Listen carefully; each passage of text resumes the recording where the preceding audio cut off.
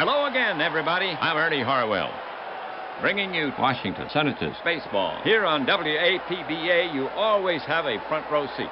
We're coming to you from out here at the park. Today, the visiting Philadelphia Athletics will test the Senators at home. It's opening day. Both teams steady in their blocks, and the long race begins in a few minutes. This is the first game in this three-game series. The Senators take the field here in the first. Defensively for Washington. Vernon at first base. Harris at second. Cronin, the shortstop. McMullen at third. The outfield consists of Howard in left field. Rice in center field. And Goslin over in right. Rue is behind the plate and on the mound for the Senators. The right-hander Johnson. He comes at you. He will be facing Athletic starter, left-hander Plank. A guy who can walk will help you here. It's a pitcher's park. And today, a slight breeze headed out. So settle in. We're ready to start this game.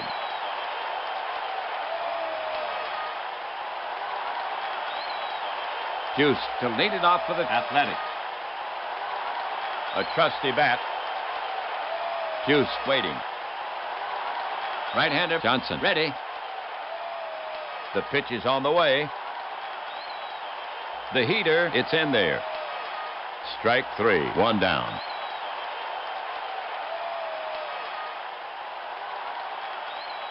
All right, one gone.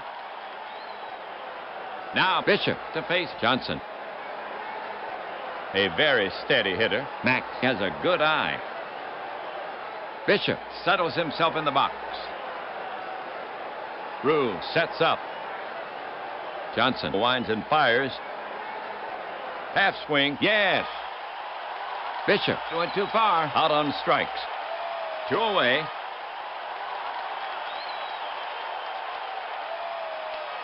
Now at bat, Simmons. He's a pretty fair apple knocker. Johnson prepared to work. Johnson fires it in. Ooh! Simmons flails the air, but fails to make contact with the wall. He heads back to the bench. Three down. Johnson starts fast by striking out the side. So the Athletics go in order. Athletics, nothing. Senators coming up. For the Athletics. The Athletics take the field here in the first. Mack has set his opening slate. Fox at first base. Bishop at second. Juice the shortstop. Baker at third. The outfield consists of Zernial in left field, Simmons in center field, and Moses over in right. Cochran is behind the plate and on the mound for the Athletics. The left-hander Plank. Okay. Here's Cronin to lead it off. He's a right-handed batter. Joe, a strong hitter. Catcher ready. Now the pitch. Drilled to right by Cronin. It is high. It is far. It is caught at the wall by Moses. One away.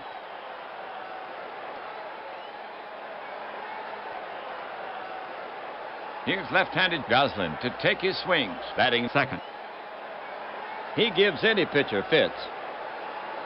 Goslin is a guy who'll battle you to get on. Goslin steadies his bat. Cochran sets up. Here's a pitch. Smashed hard at Fox. He leaps. Just out of reach. That's good for extra bases. Moses is after it. He's there. The throw. He'll hold Goose to a double. Okay, here's left-handed Vernon to take his swings. The Senators have one down, runner on second, scoreless tie. Known to whack that ball pretty well. Plank put on the rubber, checks Goslin at second. Goslin stretches his lead off second. And the pitch, and it's back to the screen. Cochran is chasing it down. Goslin makes it safely to third. Vernon stands in again. Plank is on the slab. Cochran sets up. Infield deep. Looks at third. The pitch from Plank. Upstairs with a fast one. Vernon doesn't offer. And Plank gets the call. He's out on strikes.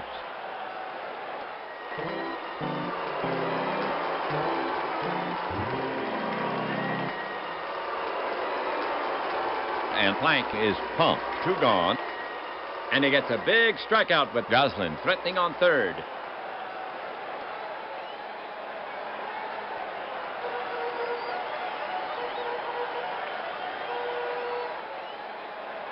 Howard up to hit. He's their cleanup hitter for Washington. Goslin on at third. 2 away. Frank, a feared slugger. Plank looking in at the target. Goslin with a good lead off third. Plank winds up. It's hopped to the right side. Fox stabs for it. He's got it. Waves off Plank, and he tags the bag for the out. Side retired.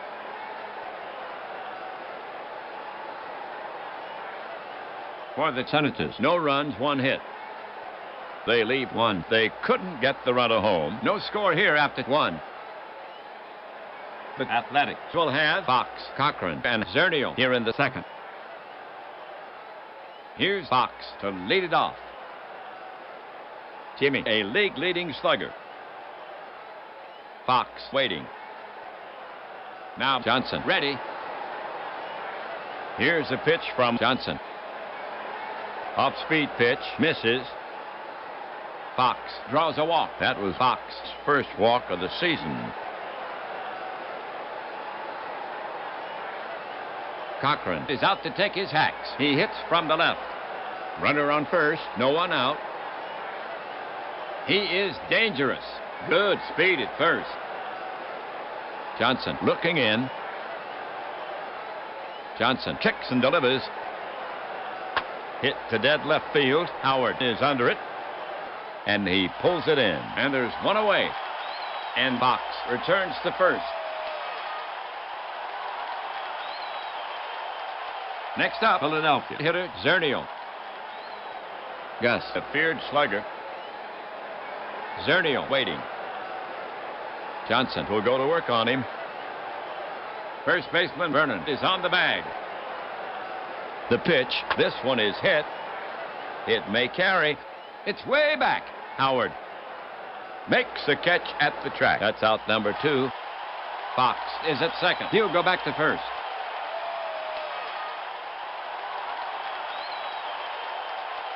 One on. Moses is stepping up to hit against Johnson. He bats left-handed. Moses at the plate to hit. Catcher ready. The offering. Towering fly ball. Back goes Howard. He snags it. Athletics. Gone.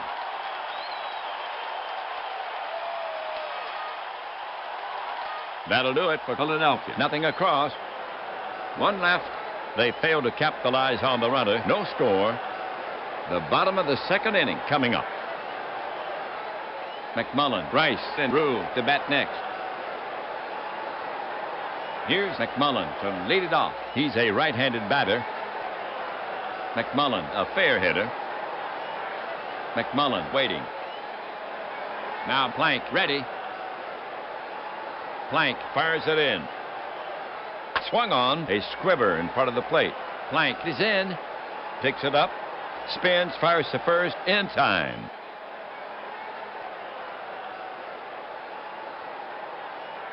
Here's Rice. One down. Hits for average. Rice has patience. Plank gets set to pitch. Plank winds and fires.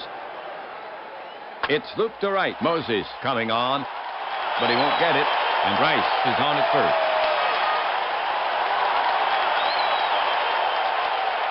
Rule is now up. He gets his share of hits. Rice is jockeying for a big lead off first.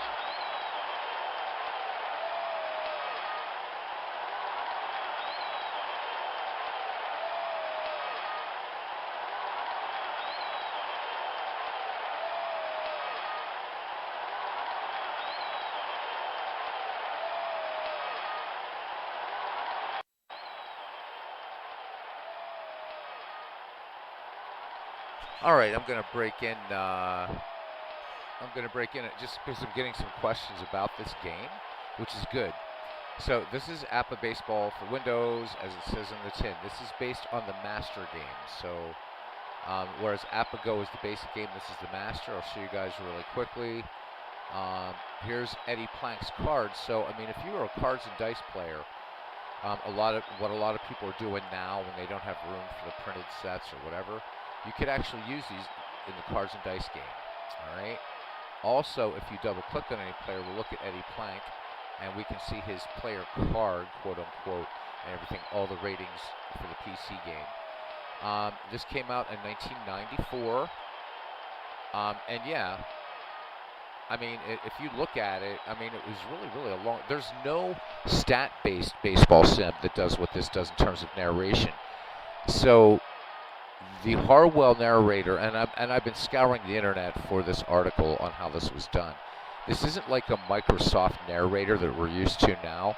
This thing actually, so Ernie Harwell recorded everything up to 1997 at that point, so 1871 to 1997. It actually will track and remember stats, and Ernie, I'll just use the term Ernie because that's who it is, Ernie Harwell. He'll actually incorporate all these things. So if somebody's on a hitting streak, how many games a team has won, whatever. It's very situational. So the glitches that you're hearing is because they tried to get him to say the names of the players in a neutral way. So it's gonna sort of jump in there a little bit. There are going to be jumps and fits and stuff like that. But I've been playing a lot of MLB The Show lately, and so what they do, I've noticed there's a lot of repeat commentary that will start to happen from the two announcers at MLB The Show. And while it's very, very, very immersive, I've been playing this game for a long time, and I'm still hearing things that Ernie, quote-unquote, says that I've never heard before. And for its day, and I think even now, and again, you can manage in this game. I don't have it set up to manage right now. I have it AI versus AI, just so I can sit here, chat baseball with you guys or whatever. But a lot of times I'll put this on just to hear, especially in the off season, put this game on to have something to listen to. You know, maybe while I'm working on something or doing whatever, maybe just reading, want a little bit of baseball in the background. I don't like to read in silence. So it's an excellent game. It was recently updated last year. It's at version 5.75. They just made the main game available as a download, which is really cool. For owners like me that have had this for a long time, there used to be an encyclopedia import, which allowed you to bring in any season from baseball history, any mixture of teams, players, what have you. So that's why this particular thing you're looking at now or listening to doesn't come with the game. You have to assign your own ballparks. Ballparks are tricky in this game, I'll warn you. If you're an APBA, you don't have to be an APBA Cards and Dice player to play this. However, if you are or have, looking at the ratings, whether it's here on this player card, which I can, unfortunately, it doesn't scale up if you're sitting in front of a computer screen, that's fine. Or again, if you're looking at this, so you do have this, but you don't need it. It manages. I could set this right now and just show you the managing options. Not as deep as, let's say, Action PC baseball or Out of the Park baseball. It's still pretty robust, though. And they are, planning some more support for the product finally. So those are the quick answers for Action PC baseball. Yeah, if you're expecting, very smooth MLB The Show commentary, you're not going to get it. But it does, I think, in my opinion, and the opinion of many others, this has a very thriving community, actually. It does a very good job of recapturing baseball on the radio in a lot of ways. You'll hear, I know Jackass Whiskey there was asking, what's an apple knocker? You'll hear Ernie Harwell use a lot of really fun baseball slang that the great broadcasters used to use, like apple knocker. You'll hear can of corn, when there's an easy fly ball caught. I mean, all kinds of things. It's a fun game. It's $28. And so for that, you can't beat it. And the reason I'm doing it right now is I'm waiting to see if Steve Tater, Big Clue, going to do a bit more Howie Shanks tonight before I jump back on and do that later. And I just felt like putting on a ball game. So hopefully that answers some questions about APBA. I would say that it's direct competitor to Strat PC, and for my money, this blows it out of the water, not just for the Ernie narrator. Seasons are very easy to work with in this. There's no copy protection in this game, which is nice, as opposed to the draconian crap that you deal with Strat PC. Strat PC, easier to bring in your own ballparks. And I think, with Strat PC, you can play that by rolling your dice. If you buy, you get the PDF versions of the cards. So I think this one's the better game, but you play what you love. But anyhow, for a lot of people, this one seems to be some kind of ghost from the past, many not realizing that this is still available. And if you check on Dave Gardner's and Ron Junkett's Digital to Dice podcast, they just had John Herson on, I think, 2 weeks ago, CEO of APBA, and they plan continuing development of this. Pretty soon, all of the ballparks that they have, and I put in an image of Griffith Stadium here, but all the ballparks they have, all the seasons. Right now, the ballparks are only available on CD, which John and those at APBA have realized that, modern PCs don't come with DVDs and CD players anymore. So they're working to make everything downloadable files, which is nice. I like the game. It holds a special place in my heart. Also, it's APBA. It's accurate. APBA and Strat are not going to put out crap products and stay in business. APBA since 1951, Strat since 1961. So what are we talking? 61, 71 years for each. So, and there's RJO Network. Robert says tomorrow morning he leaves from New York on a magical mystery tour. That counts. Absolutely. So going to visit New York. Nice. Again, Jackass, that's your opinion. A 1994 emulator with a Hall of Fame broadcaster and a very accurate baseball sim. Well, dude, if that's not good enough for you, play what you want to play. A lot of people, I'll tell you what's worse than both, if you want to talk worse, and I'll agree with you on Joe Buck, is listening to Action PC baseball using the Microsoft narrator. That's absolutely awful. Now batting for the Washington Senators, Mickey Cochran. I'd rather hear this with its bits of glitches. That's just me. Anyhow, this is available from APBA. If you're interested, for $28, it's a great deal. It really, really is. And if you can find the encyclopedia, then it's really, really limitless what you can do with this game.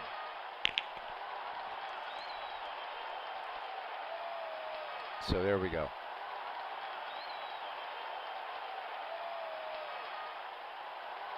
Hey, there's Dave Little. Good to see you, Dave. All right, I'm going to go ahead and just go back on mute and let Ernie carry the rest of the game. So there you go, guys. Again, I think for my money, this thing is the game's over 20 years old. And if you look at other games, last comment, if you look at other games back then, every other text baseball sim was absolutely silent. It actually even has an intelligent crowd AI. So in some ways, this was this was kind of, you could call this almost the great granddaddy of MLB The Show in terms of trying to present a broadcast. When you have, let's say, a one-run game going into the ninth, the crowd will react that way. If you set this for postseason, it's really neat the way it's done. And the Miller brothers, this was Miller Associates, that published this for APBA. This was an example of AI in 1994, and no other game was doing this at the time. So, you know, I'll defend it for all its faults. There's a lot of greatness in this game. So, but plenty of broadcasts out there by Joe Buck, and you can always fire up your Microsoft narrator for your games, and you play what you love. I'm not trying to be snarky. I just think it's unfair to kind of knock a game for something that was revolutionary for its time and still plays a damn fine game of baseball. I'll say that. All right, guys, I'm going to go ahead and switch this back to Ernie, who, even with his glitches, is 20,000 times the better broadcaster than I am.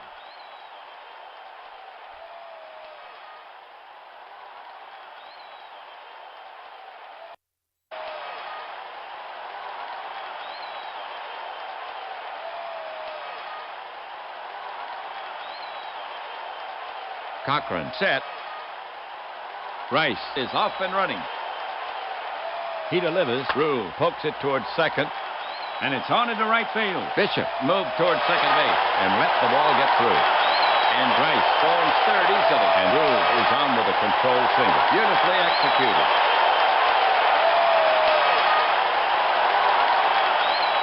Two on, the bottom of the second inning.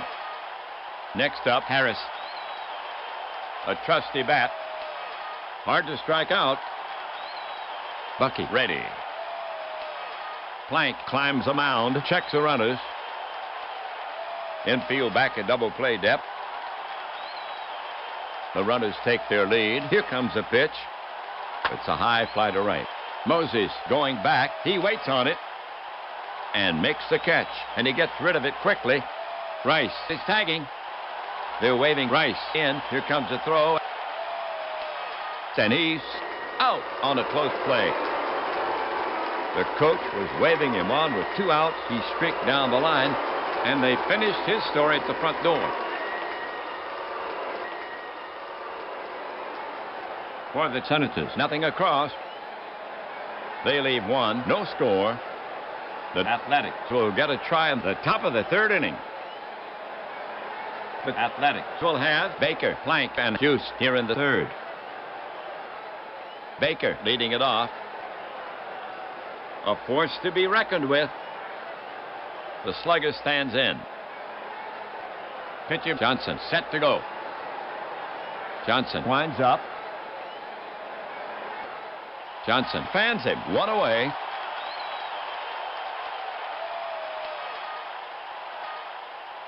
Now coming to bat for the Athletics. Plank. Eddie taking his first at bat of the season. Plank settles himself in the box. Johnson looking home. Johnson to the wind. In the dirt. Ball one.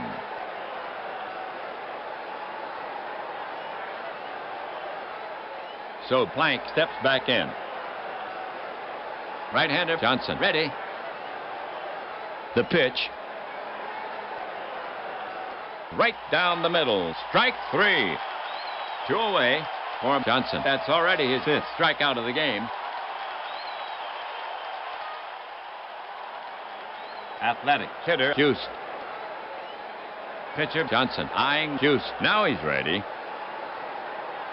The pitch. Swung on. Routine fly to left field. Howard drifts over. He's under it.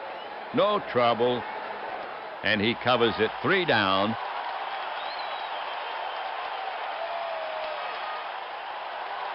Johnson sets them down in order. Still no score. The Senators will get a try in the bottom of the third inning. For Washington here in the third. Johnson, Cronin, and Goslin. Pitcher Johnson will lead it off. Walter taking his first at bat of the season.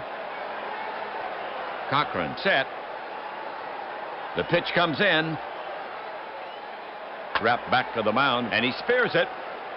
Over to first, and Johnson is retired.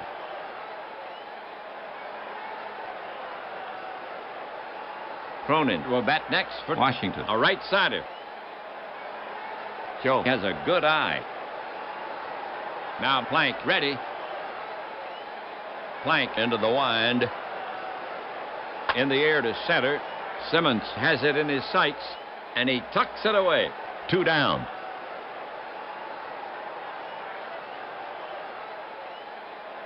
Senators hitter Goslin.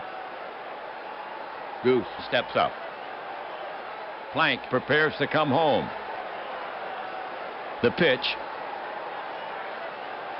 Bang to right. It's in there. Moses fields it. Goslin starts for second, but he's quickly back as the throw comes in. The Goose single for Goslin. Goose with his second hit in this game. Vernon up the bat. 2 gone. Goslin down at first. Plank is ready to fire it in. He comes home.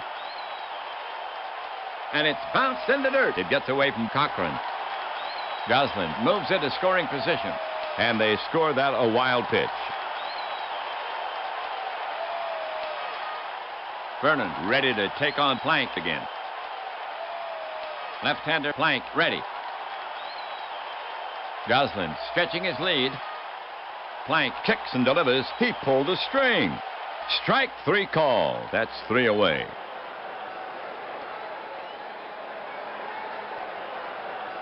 The line for the Senators. No runs on 1 hit. They leave 1. Another half inning gone. 3 complete here in Washington. Still scoreless. Athletics due to bat.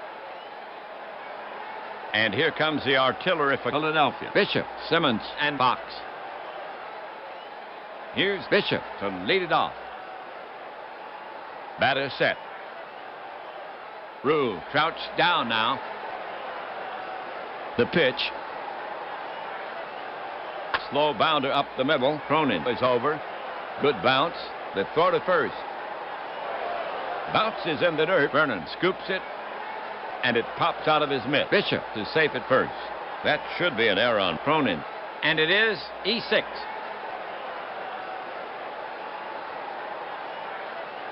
No one out. 4th inning. 1 on. Here's Simmons to hit for the Athletics. Simmons steps up to the plate. Rue ready to receive. The pitch comes in. Swung on. 1 hop at a second. Shovels to Cronin for 1. Back to first. Not in time. Simmons beats it out. But they get the lead runner. 1 down.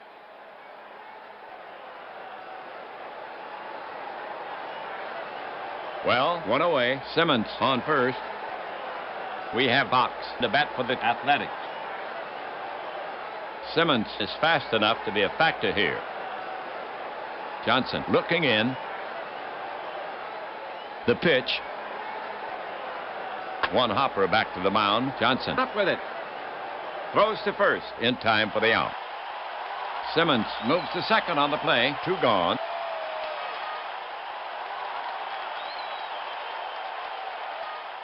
Now Cochran to face Johnson, left side batter. 2 down. Simmons on second for Philadelphia. Fair speed at second. Johnson will go to work on him. Here's a pitch. Routine fly ball to right. This should do it. Goslin camps in his tracks, and he covers it.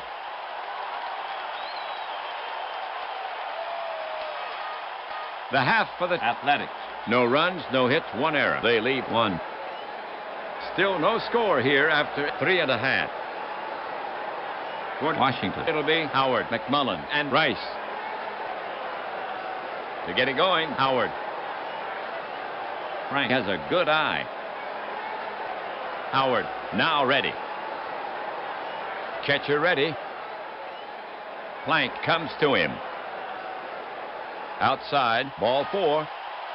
And Plank dishes a free pass. That was Howard's first walk of the season. Here comes McMullen to take his cuts. Howard with satisfactory speed. McMullen takes his stance. Cochran sets up. Plank deals. A bouncer to the right side. Fox can't reach it. Bishop dives. He knocks it down. But that's all he can do. McMullen is on with an infield hit. Ford Washington. Runners at first and second. No outs. Scoreless tie. The bottom of the fourth inning. Rice now walks out to bat. He bats left-handed. Excellent credentials with the stick. Rice takes his stance. Plank is on the slab. Checks Howard at second. Now Plank comes home with it. He squares. It's bunted down the third baseline. Baker picks it up. Looks at second and takes a sure out at first. Rice sacrifices, and the runners move up.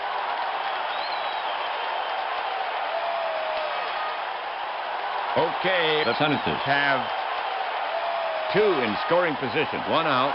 It's now Drew the bat. He swings from the right side. Muddy is a tough out. He had a hit earlier. Drew takes his stance. Plank is on the slab. Poker face as he gets Cochran signed. Infield deep. The runners take their lead. The offering to Drew. Big swing. Hits a dying Quail to right. Moses gallops in. But he's not going to get there. Howard scores. McMullen is rounding third. The throw comes into box. And they're holding McMullen at third. So the single drives in one. And the Senators break the tie and now lead 1-0. Fourth inning.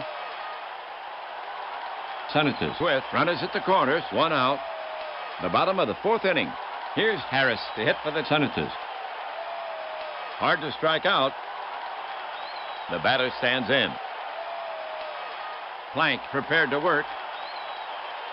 Infield back at double play depth. At third, McMullen takes a short lead. He delivers. Hit hard to Hughes. He's up with it. He fires to second for one. Back to first for two. Double play. And they get out of the inning.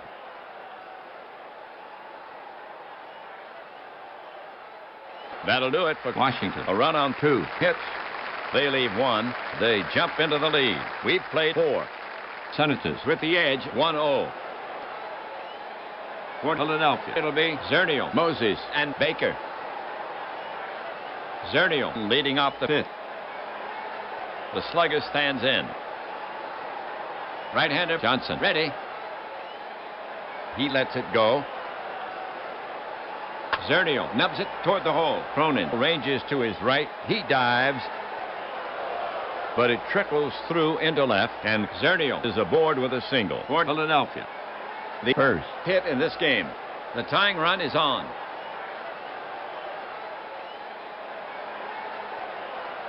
Here comes Moses to take his cuts.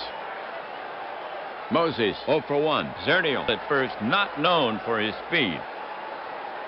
Johnson put on the rubber. Johnson staring in. Ready to work. First baseman Vernon right on the bag. The pitch. He squares. Fouled away. Again, he squares to bunt. The pitch. And he fouls it back. Strike two.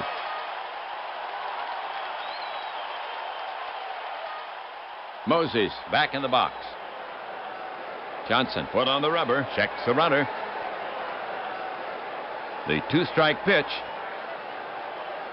Bounced sharply to the left side. Cronin grabs it and flips to second for one. The pivot and the peg to Vernon. Moses beats the ball to first. No double play.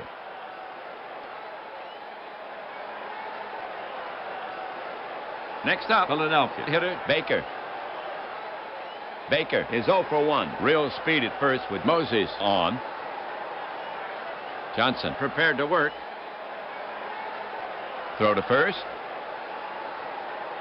He's back. Now Johnson is back on the rubber. Now he throws to first. And Moses is back easily. Now Johnson is back on the rubber. Now the delivery. Pulled hard down the line to right. Into the corner. Moses racing for third. Baker headed for second. Moses flies toward home. He will score. Tie game. Goslin plays the carom. The throw to third. The relay. The slide. And he's safe. The leather missed him. Triple and an RBI for Baker. And he jumps right up and claps his hands. So they score one on a triple. Here come the Athletics. They get back the run and even the score. Pitcher Plank up. Runner third. One gone. Baker has a wheel. If he comes home, Philadelphia goes ahead. Johnson climbs the mound. Infield drawn in. Baker with a good lead off third. The pitch comes in. Lofted to left field. Not deep. Howard playing him just right. And he puts it away. Baker is tagging. But they're holding him at third. One on, the top of the fifth inning. Juice is out to take his hacks. A trusty bat. Johnson sets up on the rubber again. Righty against righty. Right-hander Johnson ready. Baker with a good lead off third. The pitch from Johnson popped up left side. McMullen moves toward the line into foul territory. He's under it, and he makes the catch. 3 down.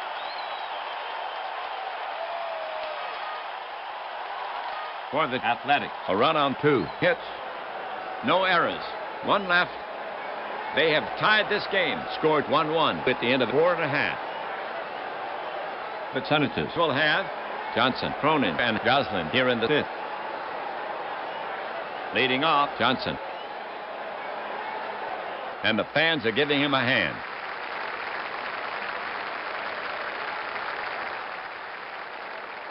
Left-handed Plank goes to the set position. The pitch. Lofted down the line to right. Moses digging. He has room. And makes a one-handed grab. 1 down.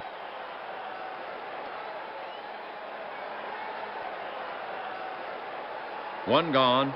Cronin is stepping up to hit against Plank. Cronin is hitless in 2 at-bats. It's hard to keep Cronin off the base pass. The hitter stands in. Plank will go to work on him.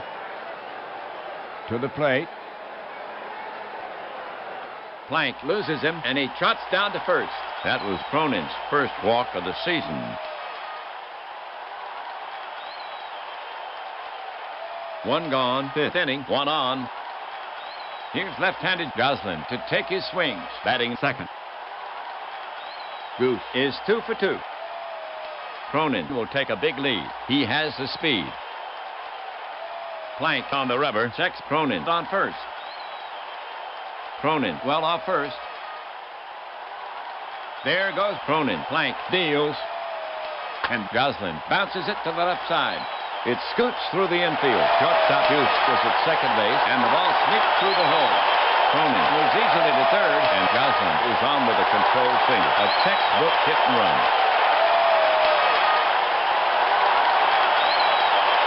One away, 5th inning, 2 on. Here's Vernon.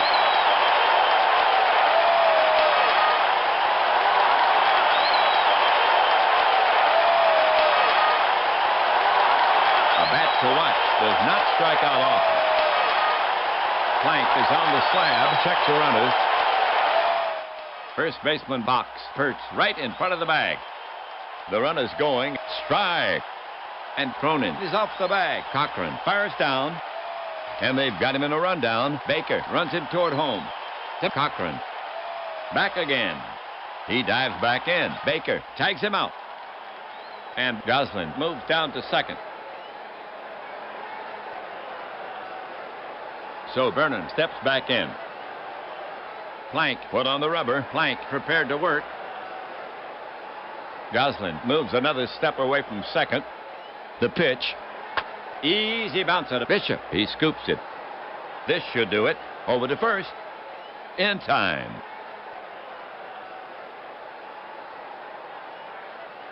That'll do it for Washington. Nothing across. They leave 1. There's no change.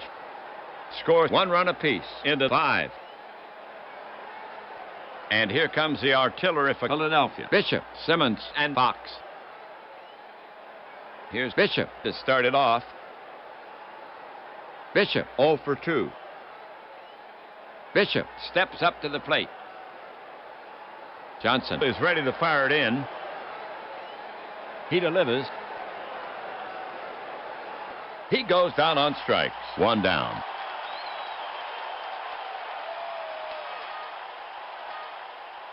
One down. Simmons up. Simmons has done nothing in 2 trips. Simmons is a guy who will battle you to get on. Right-hander Johnson ready. Johnson fires it in. Chopper back to the mound. Johnson up with it. Flips the first for the out.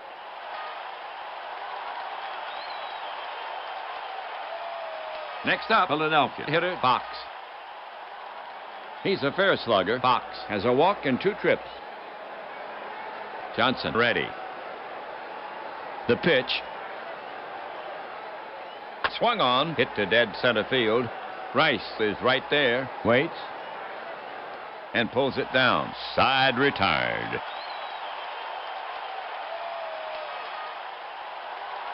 No runs, no hits, no errors. Midway through the 6th. Scores 1 run apiece into 5.5. Howard, McMullen, and Rice to bat next. Okay. Howard to lead it off for the Senators. Right-handed hitter to face Plank. Howard is 0 for 1 with a walk, and he scored a run. It's hard to keep Howard off the base pass. Plank staring in, ready to work. Plank comes to the plate. Howard nubs it toward the hole. Juice ranges to his right. He dives, but it trickles through into left, and Howard is aboard with a single. The go-ahead run has reached. McMullen gets set to face Plank. Howard on at first. No one out. McMullen is 1 for 2. Howard with decent speed. Plank on the rubber. Now Plank ready. The pitch. Swung on. Hit to Zernial in deep left. He's after it. Plenty of room. And he hauls it in. And there's 1 away. Howard is at second. He'll go back to first.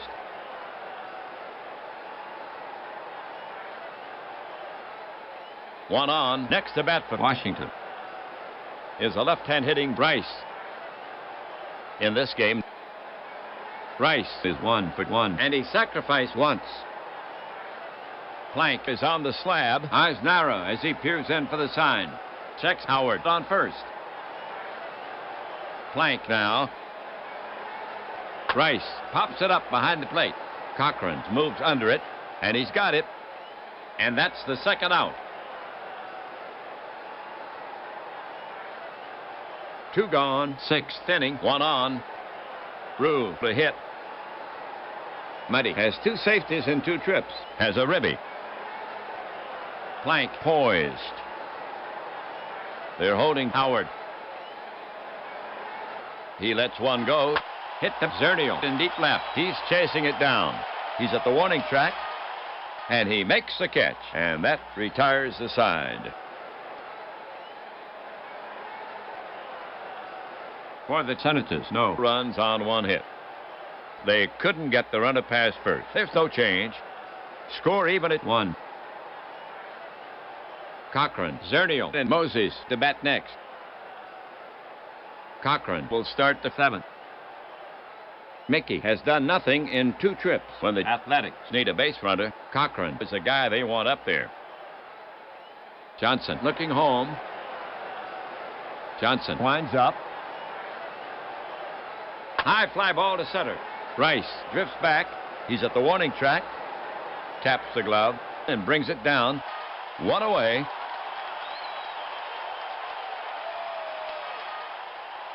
Well, Zernial is stepping up to hit against Johnson. He's a right-handed batter. Zernial 1 for 2. He'll wait for his pitch. Johnson prepares to come home. Now the pitch. In the dirt. Ball one.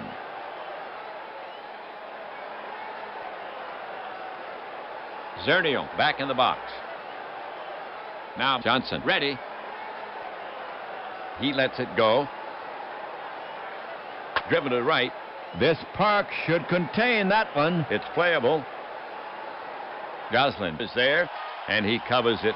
2 away.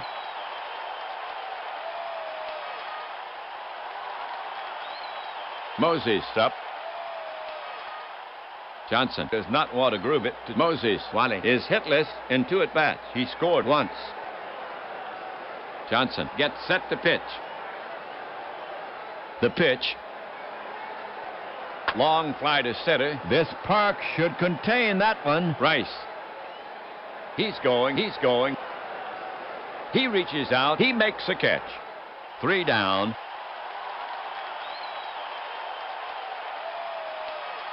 No runs, no hits, no errors. Midway through the 7th. Scored even at 1 run each at the end of 6.5. Okay, folks, on your feet. Take a break for the 7th inning stretch.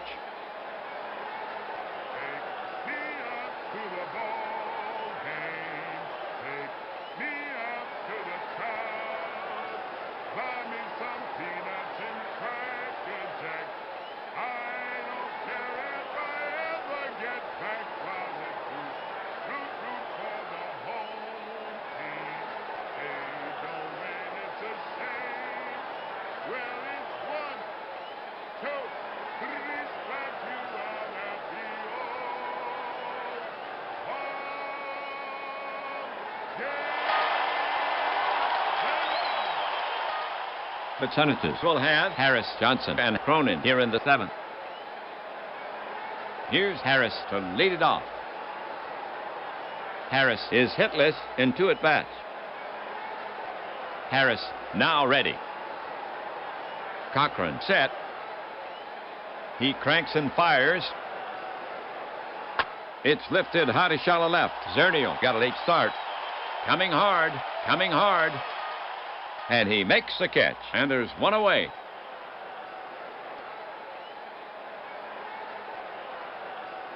Now coming to bat for the Senators, Johnson. And the fans are giving him a hand.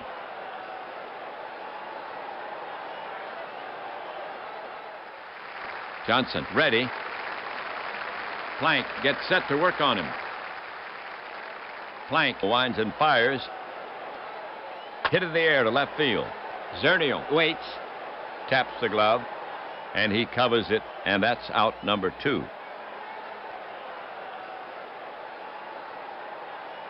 Now coming up, Cronin. A bat to watch. Joe 0 for 2 with a walk. Cochran ready to receive. Plank with the pitch. Plank misses. Ball 4. Cronin will go to first. Next up, Washington hitter Goslin. Goslin, 3 tries, 3 hits. Cochran sets up. Plank deals. Low and away. Cronin breaks for second. Cochran strong arms it down there. Tags him. He's out of there. That kills the go-ahead run. Side retired. The line for the Senators. No runs, no hits, no errors. So they do not tally. No change here. This game is 1-1 after 7. Baker, Plank, and Juice to bat next. To get it going for the Athletics here. Baker, he swings from the left side. Home run is 1 for 2. 1 RBI. Johnson has asked for a new ball. He's rubbing it up. Baker in the box. Taps the barrel on the plate. Leans in. Johnson climbs the mound. Here he comes. Line drive base hit to right. Goslin fields it and throws it to second. A clean single for Baker. The go-ahead run has reached second. Hit for Baker in the game. Plank is scheduled to hit. We'll have to wait to see if he bats for himself. He's not much of a risk to bunt. Baker at first is a speedster. Johnson put on the rubber. Johnson has a sign. Works the ball in his glove. Now glances at Baker. First baseman Vernon ready for a throw from Johnson. Infield back at double play depth. To the plate. He squares. Nice bunt right down the first baseline. His only chance is to let it roll foul. And it does. Again, he squares to bunt. The pitch. It's bunted down the third baseline. Rolling foul. Strike two. So Plank will get back in there. Johnson put on the rubber. Checks Baker on first. Mack arms akimbo. First baseman Vernon is on the bag. Baker with a substantial lead. Infield back at double play depth. The two-strike pitch. He squares. Nice bunt right down the first baseline. His only chance is to let it roll foul. And it does. And that's a strikeout. Plank doesn't get the job done. One away.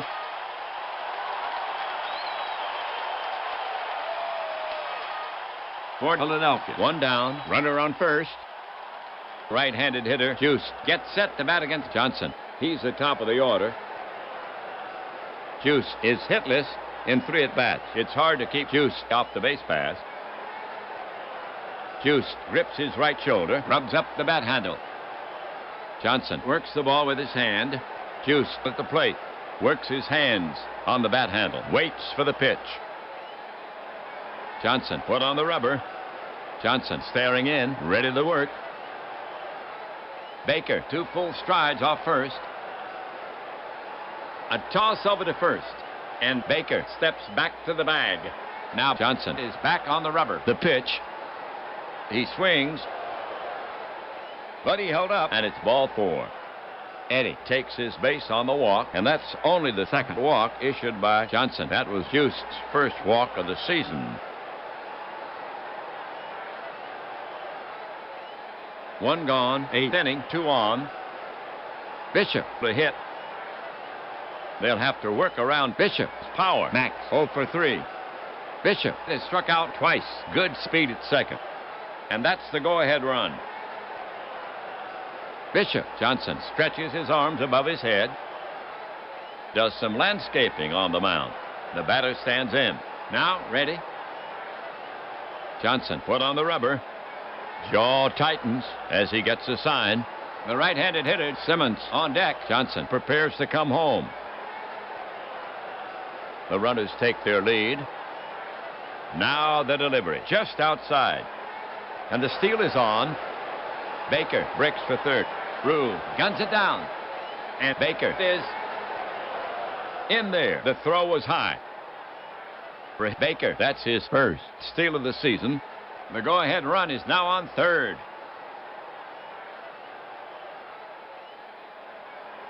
Bishop stands in, raises his hand slightly. Waits. Johnson is on the slab. Sets his grip with the ball out of sight. Simmons is loose and ready to follow Bishop. Johnson will go to work on him. They're holding Juice. And Juice takes off. Bishop swings. And he misses. Juice stealing second. Rue guns it down. And he's out. Late slide. Baker had ideas, but holds third. That kills the go-ahead run. That's 2.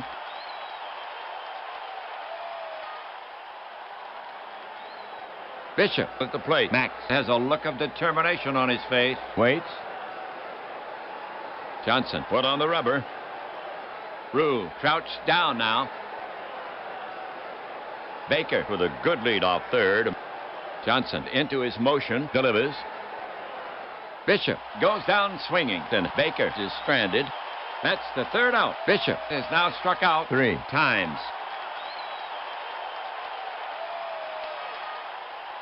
For the Athletics, no runs on 1 hit. 1 left. No change here. Senators, Athletics, 1 run apiece.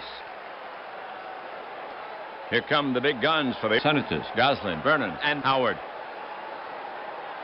Here's Goslin to lead it off. He bats left. Goose is 3 for 3. He gives any pitcher fits. A walk is as good as a double for Goslin. Plank stretches his arms above his head. Goslin in the box. Waits for the pitch. Plank toes the rubber. Goslin with 3 hits already. The pitch. He pulled the string. Strike 3 called. 1 away.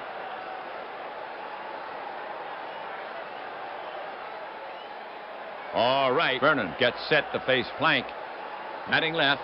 1 down. Mickey is 0 for 3. Vernon has struck out twice. Excellent credentials with the stick. Vernon takes his place in the box. Now ready. Plank toes the rubber. Plank has a sign. And a pitch. Upstairs, and Vernon isn't tempted. Ball number 4. And he takes his base. That was Vernon's first walk of the season.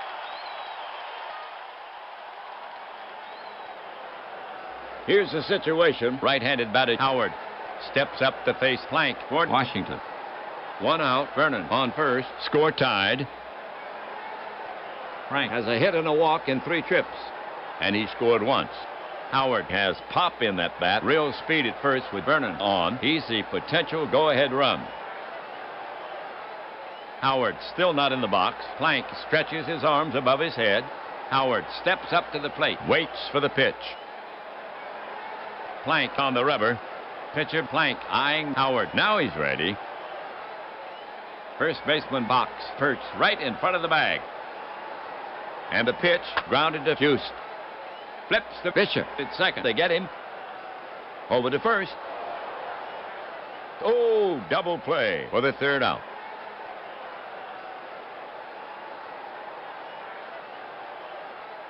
The half for the Senators. No runs, no hits, no errors.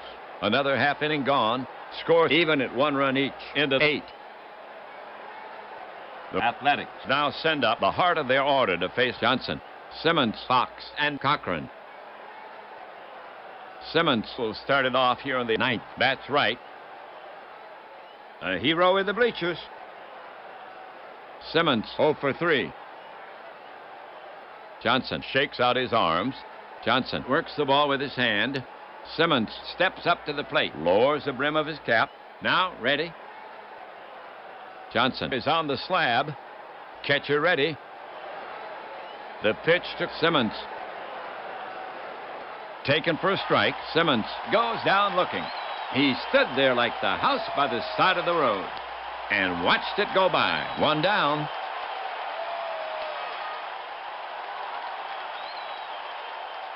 Well, 1 out.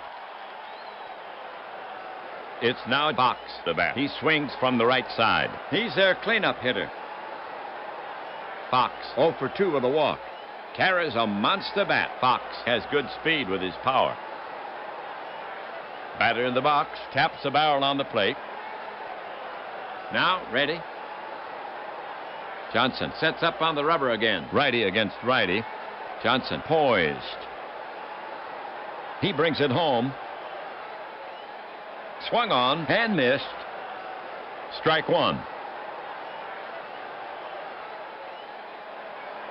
Fox takes his place in the box. Waits for the pitch. Johnson is on the slab. Next would be Cochran. Mickey is in the on-deck circle. Righty against righty. He brings it in. And it's pulled hard to left. Even in this park, that may go. It's deep enough if it's fair. Fair ball. Home run for Fox.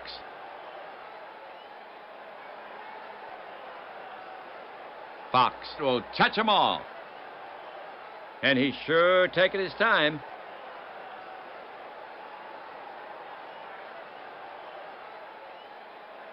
So Fox has his first homer of the season. And the Athletics break the tie and now lead 2-1 here in the 9th. 1 out, 9th inning. Here's left-handed Cochran to take his swings. Johnson does not want to groove it to Cochran. Cochran is hitless in 3 at-bats. Cochran steps up to the plate. Rue sets up. He lets one go. Fly ball center field. Plenty of room. Rice is there and takes it in. 2 down.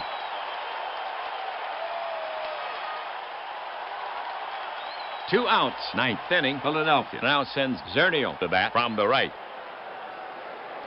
Gus 1 for 3. Gus ready. Johnson looking home. The pitch. Spanked sharply to McMullen. Brutal bounce. But McMullen keeps it in front of him. The quick throw across the diamond got him. That's why they call it the hot corner. Athletics gone.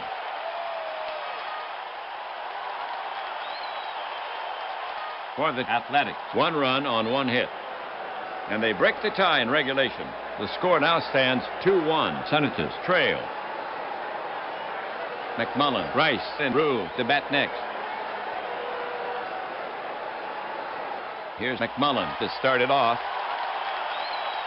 Ken gets good wood. Ken is 1 for 3.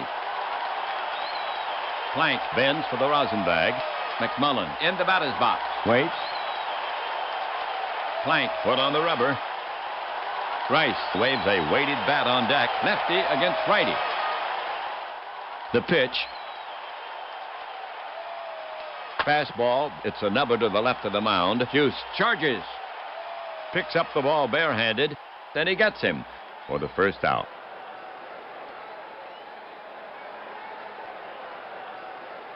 The Senators with only 2 outs left. It's now the port side swinger Rice to the bat. On the day, Rice is 1 for 2. And he sacrificed once. Known to whack that ball pretty well. Rice takes his place in the box. Now ready. Plank is on the slab. Now the pitch. It's grounded into the hole. Scooped by Juice. Thrown on to first. It's in the dirt. But they get him. Fox digs it out for out number 2. Rue will bat next for Washington. Muddy is 2 for 3. 1 ribby. Rue in the box. Leans in. Plank put on the rubber. Lefty against righty. Plank looking home. He lets one go. Swung on. Fly ball right field. Moses moves under it. Back pedals. And takes it in. And that's it.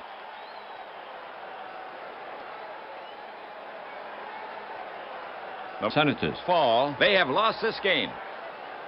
They have been beaten by the Athletics. The suspense is resolved. The Reds have fallen to the Athletics. 2-1. Here's the line for the Athletics. 2 runs on 4 hits. No errors. They lead 4 for the Senators. A run on 8 hits. 1 error. And they lead 6. Plank gets the win, his first. Johnson takes the loss, his first. So the Athletics gain a step for the Athletics. Overall, they now stand at 1-0. They now have first place to themselves. The Senators. Overall, 0-1. In the next game, the Senators will have another try. That's it for this time. Until next time, this is WAPBA and Ernie Harwell saying so long from Washington. Final score, Philadelphia Athletics 2, Washington Senators 1.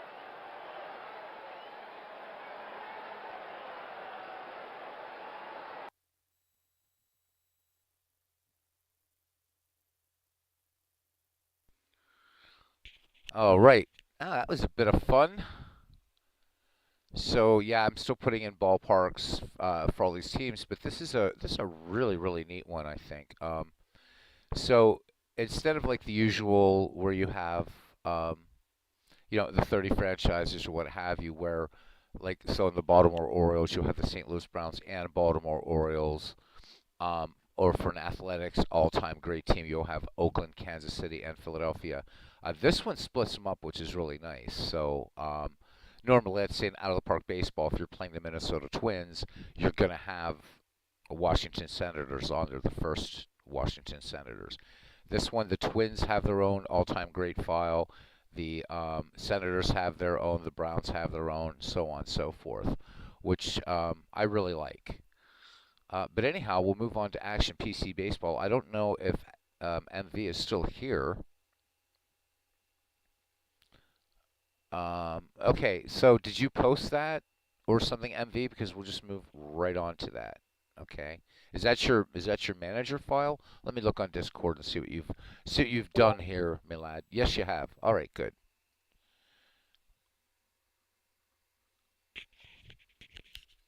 All right, let's jump out of this.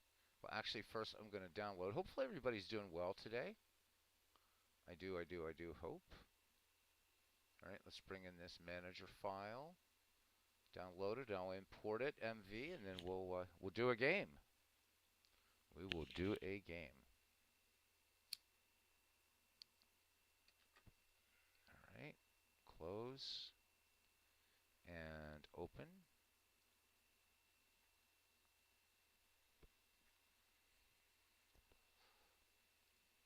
All right.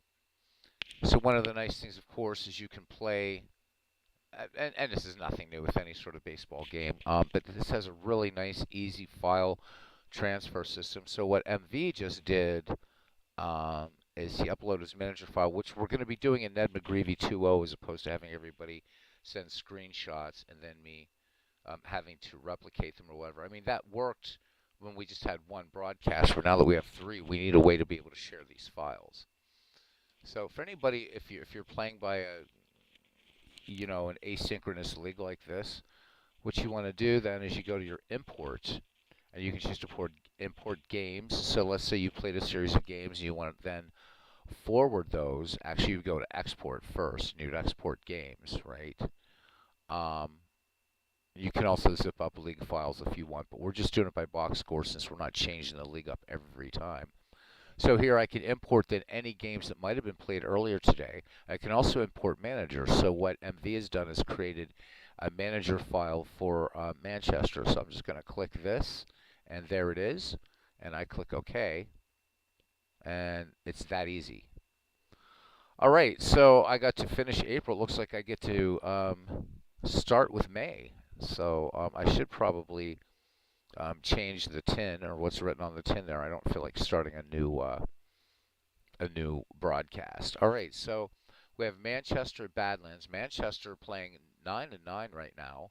Badlands at 5-12. It's going to be DeGrom versus Tiant if we do that one. Mudville at Cleveland. We won't be doing Mudville. I just don't manage my own team in this. I just let the AI do it all. And actually, I've got to fix my rotation. I'm not too happy with Leon Day in there right now. But that's versus Three Finger Brown. We're probably going to do Jersey and Detroit again, or North Sound and Des Moines. Not positive. We did Jersey and Detroit earlier today. Detroit in first place. Jersey just 2 games out. And that's going to be John Clarkson versus Bob Gibson. Arlington versus Hawaii. It's going to be Weidman versus Verlander. Again, but North Sound Des Moines looks like the other popular or good one here. Sandy Koufax versus Silver King. North Sound at 10-7. Des Moines at 9-8. So the standings look like this. So Hawaii finally knocked out of first place. The Detroit Coyotes at 11 wins, 5 losses. North Sound at 1.5 games back at 10-7. Hawaii at 9-7, 2 games back, along with Jersey, Mudville. Des Moines at 9 wins, 8 losses, 2.5 back. Cleveland and Manchester each 3 back. Badlands 5-12, 6.5 back, and Robbie Wartburg's Arlington Sharks 4-13 and 7.5 out. So I don't see Steve here. Yeah, Arlington and Hawaii out. Yeah, I don't think. I don't think we're going to be doing Arlington and Hawaii. We'll probably just autoplay that one. So it's up to you guys. We can do. Well, we do have the Manchester manager here. I don't see in PQ. I think still entertaining some people. So we could also do Manchester at Badlands. Manchester playing at 9-9 and Badlands at 5-12. So either that game, Jersey and Detroit, or North Sound and Des Moines. So let league managers, whoever wants to wants to choose, because MV, you'd have a chance to manage here, see how your new file works out. Since PQ isn't here, you could in fact, let's do that. Let's manage. I know it's late for you in the UK, but if you can hang in, it's only 1:14 a.m. You can do this, right? Tiant and DeGrom, great matchup. All right, let's do it. So we're going to make Manchester the human team, and let's go. So DeGrom and Tiant.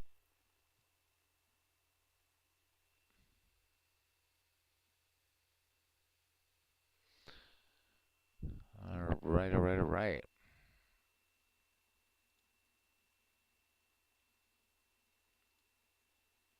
There's Jacob DeGrom. And you're facing a righty. Have a look at your lineup. Their MV. So we have Tucker.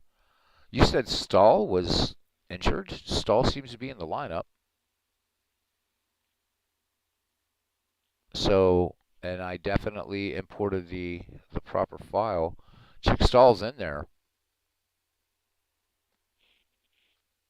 which should make you happy. Maybe that wasn't. I don't know why it was saying it wasn't that he was not available, but there he is.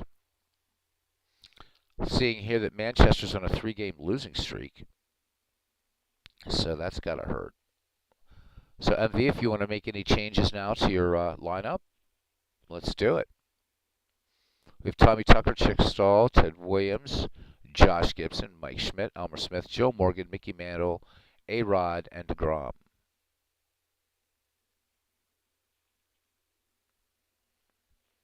We'll let MV here think for a while. So yeah, I know Dave Little probably left quite a while ago, but Steve Tate is doing his, he's going to be doing something very soon with his Action PC Basketball Best 3 Years file. So this is similar to the baseball one, except that that's 5 years. Okay, so we're doing something with Ripper Collins. We're putting Ripper Collins in at first and taking out Tommy, for Elmer Smith. All right. So Ripper Collins is your DH. Yeah, I mean, I imported your manager file, and since I was the last one to do games, not sure, but Stahl's in there. Okay, so you want Joe Morgan to bat leadoff. All right. Tommy Tucker batting second. And I can save this lineup if you want. And you want Hazel for Stahl. Okay. So Chicky out. Bob Hazel in.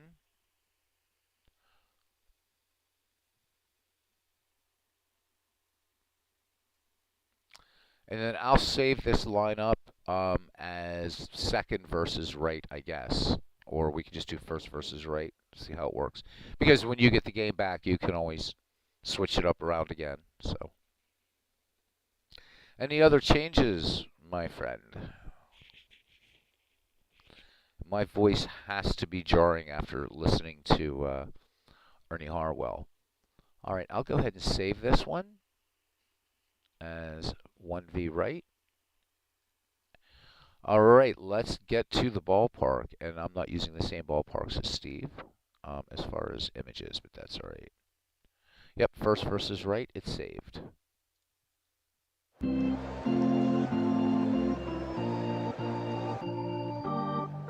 All right, we are Guild. We are good. Guild, Gid.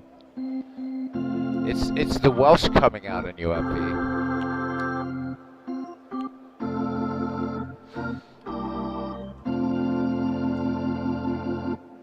Let's bring that down a little bit. All right, welcome to Baker Bowl in Philadelphia, Pennsylvania, for today's game between Manchester and Badlands. Badlands have lost 5 straight.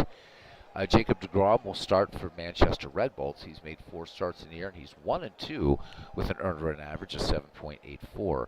This will be his first go against Badlands, and he'll be opposed by Louis Tiant for Badlands, and he's 4 starts in the year, and he's 2-2 with an ERA of 3.82. This will be his first go against Manchester. At game time, 79 degrees, wind speed 9 miles per hour, right to left. And there's a 50% chance of rain, as the man in blue says. Play ball! All right, let's look at the starting defense in Tiny Baker Bowl. For the Badlands Sentimentals, probably the most creative, interesting name for a team. Don't know how you can be sentimental in the Badlands, but there you go. In left field, Turkey Mike Donlin. In center field, the great cool Papa Bell. In right, Pete Rose. From first to third around the horn at first base, Lou Gehrig. At second, Bobby Richardson. At short, Rogelio Valdez. At third, Chris Bryant. Catching, Yogi Berra. Got to get a pitcher for the Yogs.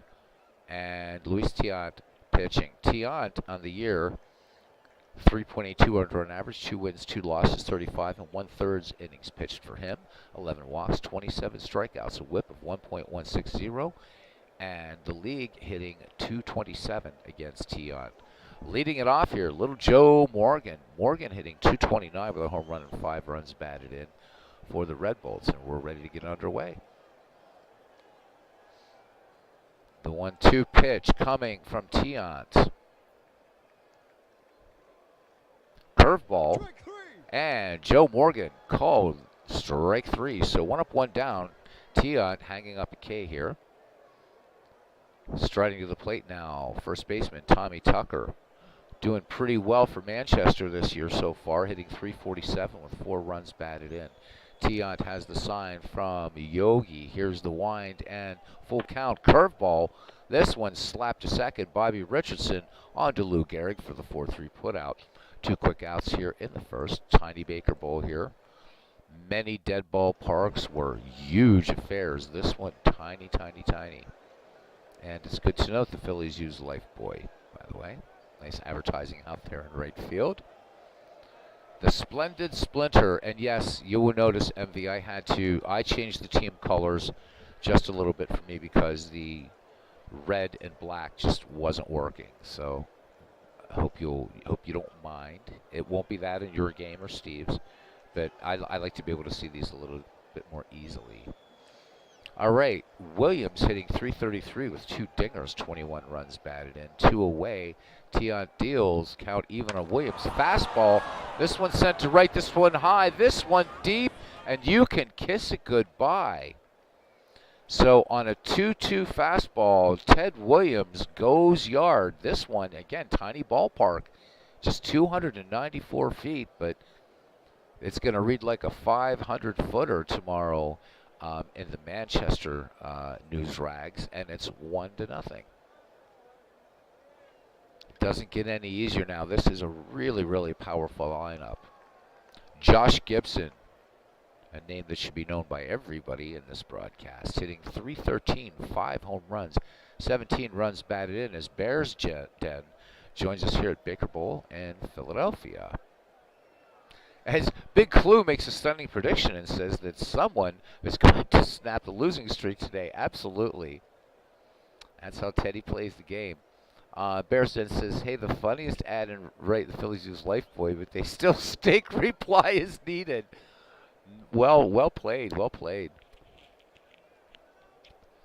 Cross-state rival Pirates, we're still on the winning side of the ledger, shutting out the Orioles today.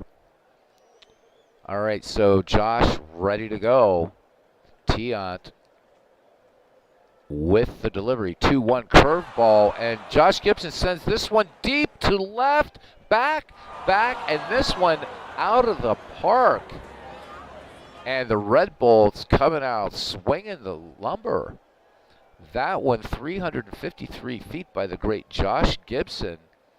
And the Red Bolts tally 2 here in the top of the first, thanks to back-to-back home runs by Ted Williams and Josh Gibson.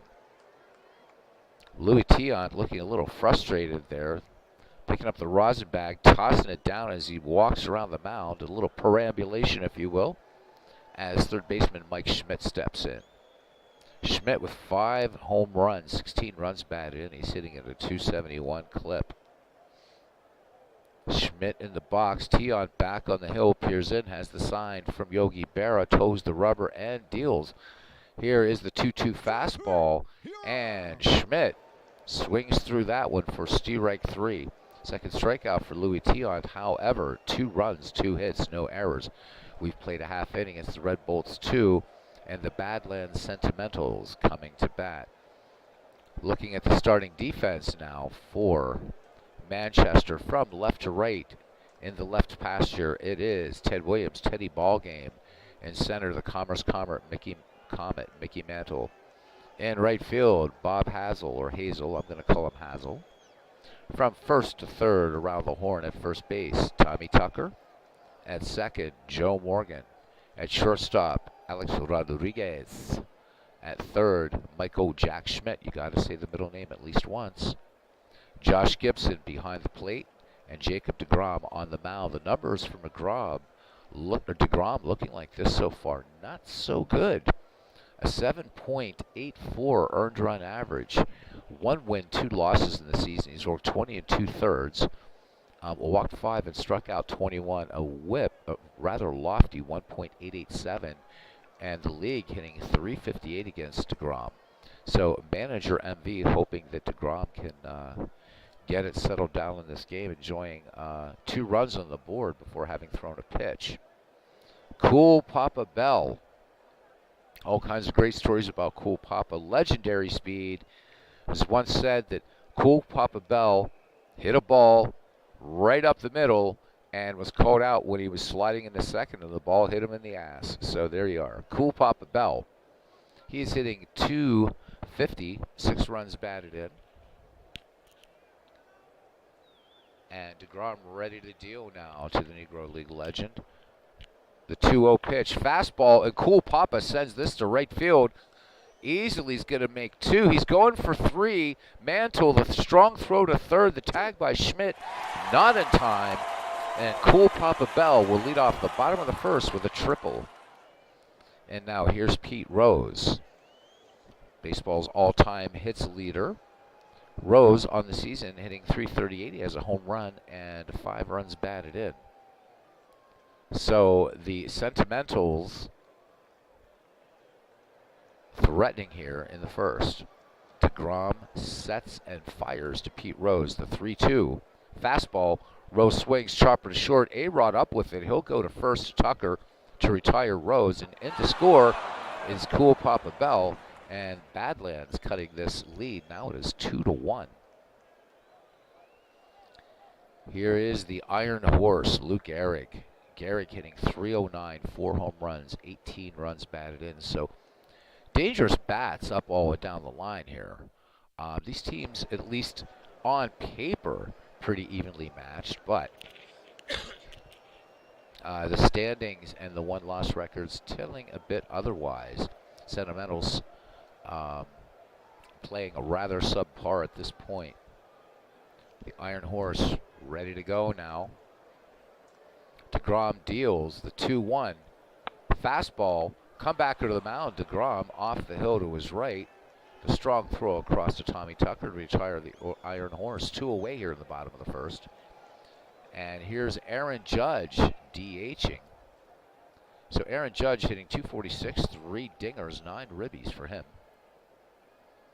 deGrom sets and fires the 0-2 to Judge. Curveball. And Aaron Judge smacks this to A-Rod. This is going to be a close play at first. And Aaron Judge beats it out. So infield hit. Team's tied now at hits. And Chris Bryant will step in now. Hot corner man for Badlands. Chris Bryant hitting .264, 3 home runs, 16 runs batted in. Aaron Judge with 16 steals last season has 1 this season thus far. And deGrom into his motion deals to Chris Bryant. And there goes Judge, the throw down. This one gets to center field. Mantle quickly up with it. The pitch out was nothing doing. Bad throw there by Josh Gibson. And Aaron Judge finds himself at third. So tying run 90 feet away, 2 down. Chris Bryant back in the box. The 1-0 delivery. Bryant swings and misses. However, 1 run, two hits on 1 error. And we've played 1. And it's the Red Bolts 2, the Sentimentals 1. The Red Bolts will now send up Ripper Collins, who was the home run champ 1934, those Gas House Gang Cardinals, Bob Hazel and Mickey Mantle. Tiant with 2 strikeouts in the game. Ripper making his first appearance on the season. Tiant deals to Ripper the 0-1 fastball, and this one laced to right, base hit. Pete Rose up with it, fires it into Bobby Richardson at second. So Ripper Collins aboard, not one of the faster Cardinals on that Gas House Gang, but his speed wasn't needed, his power was, and they would win the 1934 World Series. Bob Hazel now. Hazel on the season hitting .333, a home run, and 1 run batted in. So did that 0-3 at bats. Tiant checks Collins at first. The 0-1 fastball. This one chopped in front of the plate. Chris Bryant up with it, fires to Bobby Richardson, covering at second on the wheel play. Ripper Collins will move into scoring position, 1 down. So sacrifice complete, and here is Mickey Mantle. The Mick batting from the left against the righty Tiant, hitting .254, 2 home runs, 10 runs batted in for him. Joe Murty says, yes, very glad to have been able to hear that one today. They've been having some problems lately. Keller looked very sharp today, very impressive last few times out. So welcome in, Joe. Making sure I'm reading your name properly. Joe Murty. Welcome in, Joe. All right, the Commerce Comet now waits for the delivery from Louis Tiant, the 2-2. And this one, just a little easy fly ball to Cool Papa in center. And Ripper Collins remains in scoring position, 2 away for A-Rod. .254 average for him, 2 home runs, 8 runs batted in. Tiant has the sign from Yogi Berra. Here is the wind, the 1-0 pitch. This one a fastball. Rodriguez sends this one to deep center. Cool Papa Bell with great speed, running back and making a fine running catch to retire the side. No runs, 1 hit, no errors. 1.5 in the books here at Baker Bowl. And it's the Manchester Red Bulls 2, the Badlands Sentimentals 1. Due up, Yogi Berra. Turkey Mike Donlin. Yogi Berra hitting .279, 3 home runs. 14 runs batted in for Yogi. It ain't over till it's over. DeGrom has struck out a batter. He winds and fires. The 0-1 curveball. Berra, high pop fly in the infield. Joe Morgan going out. Hazel coming in. Morgan waving him off and will make the catch. So 1 away here for Turkey Mike Donlin. Superb baseball player and sometime film and stage actor. Donlin hitting .259, 2 home runs, 6 runs batted in. Donlin bridges 19th century and dead ball. DeGrom deals Turkey Mike. 1-1 pitch, curveball. Donlin swings, high fly ball to right, but Hazel has it short of the track. And that is 2 away.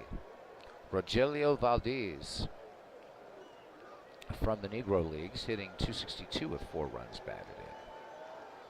DeGrom deals, 0-2 fastball. Valdez sends this down the line to left in the corner, and making the catch is Teddy Ballgame. Side retired. We've played 2. Your score remains Manchester 2, Badlands 1. And we go back to the top of the order for those Manchester Red Bolts. Based out of Cardiff, Wales, by way of Wheeling, West Virginia, and London, England, Joe Morgan in the game, 0-for-1, struck out against Louis Tiant. Infield looking bunt from Morgan. Garrigan at first, Bryant in at third. Tiant deals. The 0-1 curveball. Joe Morgan sends this one to right. Should be routine for Pete Rose, and he closes the glove around it. 1 up, 1 down. Tommy Tucker now 0-for-1. First baseman grounded out to Richardson at second, back in the first. Tiant deals. Tommy Tucker bunting on the first pitch. Tiant will fire onto Bobby Richardson. So Tucker trying to catch Badlands napping, but nothing doing. 2 away here in the third. Teddy Ballgame, solo shot. Back in the first inning. And the guy waiting on deck also hit one. So Tiant deals to Williams, full count. Curveball. Ted Williams sends this to short right field. Pete Rose running in, making a basket catch. And no runs, no hits, no errors. We've played 2.5, still 2-1. Second baseman Bobby Richardson will lead it off, and then we swing around back to the top of the order. Cool Papa Bell and Pete Rose. Bobby Richardson hitting just 196 with 7 runs batted in. Gibson sets the target. DeGrom works to him now. 1-2. And curveball in at the knees. So hang up K number 2 for Jacob DeGrom. 1 out for Cool Papa Bell. Tripled back in the first. DeGrom fires it in. The 0-2 to Cool Papa. Fastball. This one twisting foul on the left-hand side. Williams giving chase. And this one will make the stands on the left field side.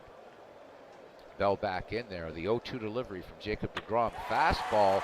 This one straightened out down the left field line. Williams back. This one just foul to the left side of the pool, of the foul pole. So Cool Papa getting some good contact, but a little bit too early on the ball. DeGrom now once again with the 0-2. Bell getting a good look at DeGrom. Bell swings this one, just a harmless little grounder down to third, but Bell is fast, and they do just get Cool Papa Bell. Big out there. 2 down, Pete Rose, nothing for 1. He grounded to short, Cool Papa Bell scored the lone Sentimentals run back in the first. DeGrom brings it home, the 0-2 fastball. Rose swings, grounded deep in the hole. Rodriguez up with it on to Tommy Tucker, and the 6-3 put out to retire the side. No runs, no hits, no errors. We've played 3, and it's the Red Bolts 2, the Sentimentals 1. As Josh Gibson will lead it off here, followed by Mike Schmidt and Ripper Collins.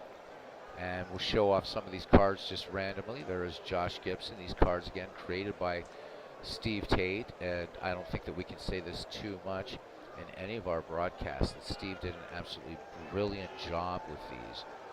There's Lou Gehrig, there's Bobby Richardson, there's Mike Schmidt. So we'll just kind of randomly show these. I like that picture of Mike Donlin, catches sort of both the actor and the baseball player. All right, Josh, solo shot. That was a 353-foot shot back in the first. So Manchester's 2 runs coming by home runs from Ted Williams and the man at the plate, Josh Gibson. Luis Tiant with the 1-2 fastball. Gibson liner right to third. Chris Bryant making a nice play, spearing that one before it gets down in the corner. So 1 down, Bryant saving possible extra bases there. Mike Schmidt now nothing for 1. Struck out in the first. Tiant brings it, count even on Schmidt. Curveball, swing and a miss. So Mike Schmidt goes down on strikes. So Tiant hanging up K number 3. And here's DH Ripper Collins. Collins, a first baseman for the Gas House Gang Cardinals, acquired by the Manchester Red Bolts. Collins had a brief stint with Mudville, actually, in the first iteration of the Howie Shanks League.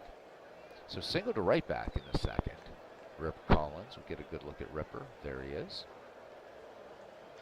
Tiant brings it, the 1-1 fastball, and Collins, a little too hopper to Gehrig. Gehrig on to Tiant covering, and that will retire the Red Bolts. We go to the fourth, it's still 2-1. Lou Gehrig to lead it off, followed by Aaron Judge and Chris Bryant. The Iron Horse grounded back to DeGrom his last time up. DeGrom deals. 3-0 pitch to Gehrig. Looks like he pitched around him. Fastball. This one inside for ball 4. So brings up Aaron Judge now. Gehrig, 2 steals this season. And Gehrig would actually, in his career, stole home a few times, by the way. Infield single for Aaron Judge last time. I've got to keep remembering this is not Joe Judge, but Aaron Judge. My mind is back in old time baseball. Gehrig leads off first. DeGrom checks the runner. 3-0 delivery to Judge. And this one, ball 4. So this one up high. And DeGrom now has walked to second batter. Gehrig gets second. Aaron Judge at first. Nobody out for Chris Bryant. Bryant last year, 39 home runs. He has homered 3 times in the league so far this year. Struck out back in the first. DeGrom needing to bear down here. The 2-0 delivery. Fastball swung on. Chris Bryant sends this one deep to center.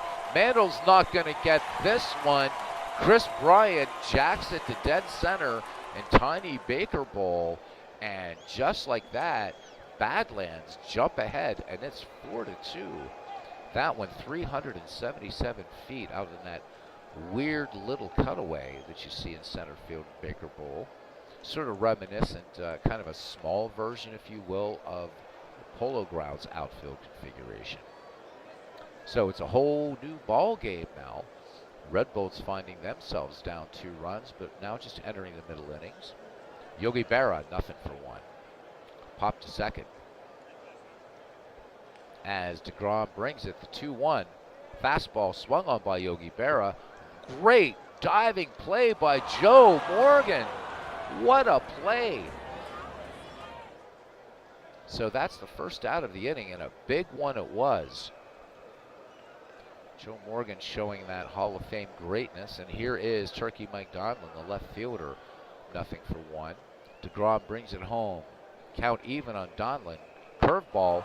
This one popped behind the plate. Gibson tosses aside the mask and closes the leather around it. 2 away for Rogelio Valdez. The shortstop in this game has flied deep down the left field line. Valdez from the Negro Leagues. DeGrom deals to him now. Fastball. And on the 0-1 pitch, this one smacked into left. A little scorcher for a base hit. Ted Williams quickly getting to that ball. So Valdez at first.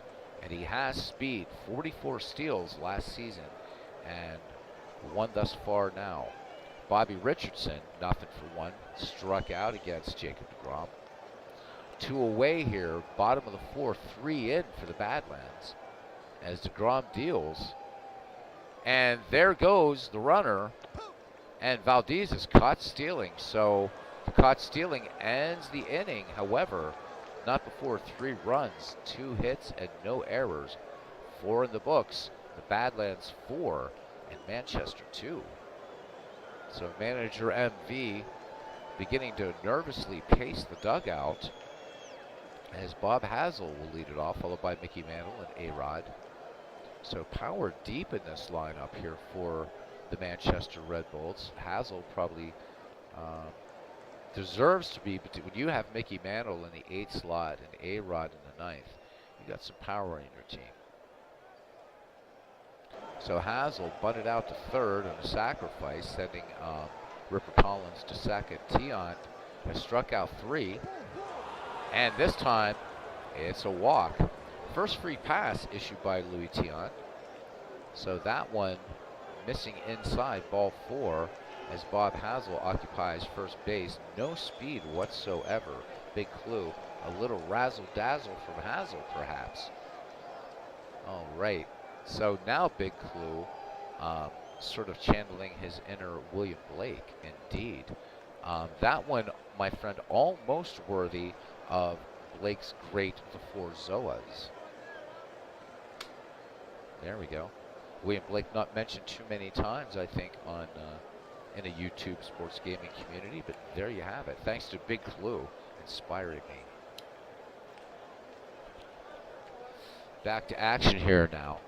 The Mick is nothing for 1. Fly to right center back in the second. Hazel conservative lead off first.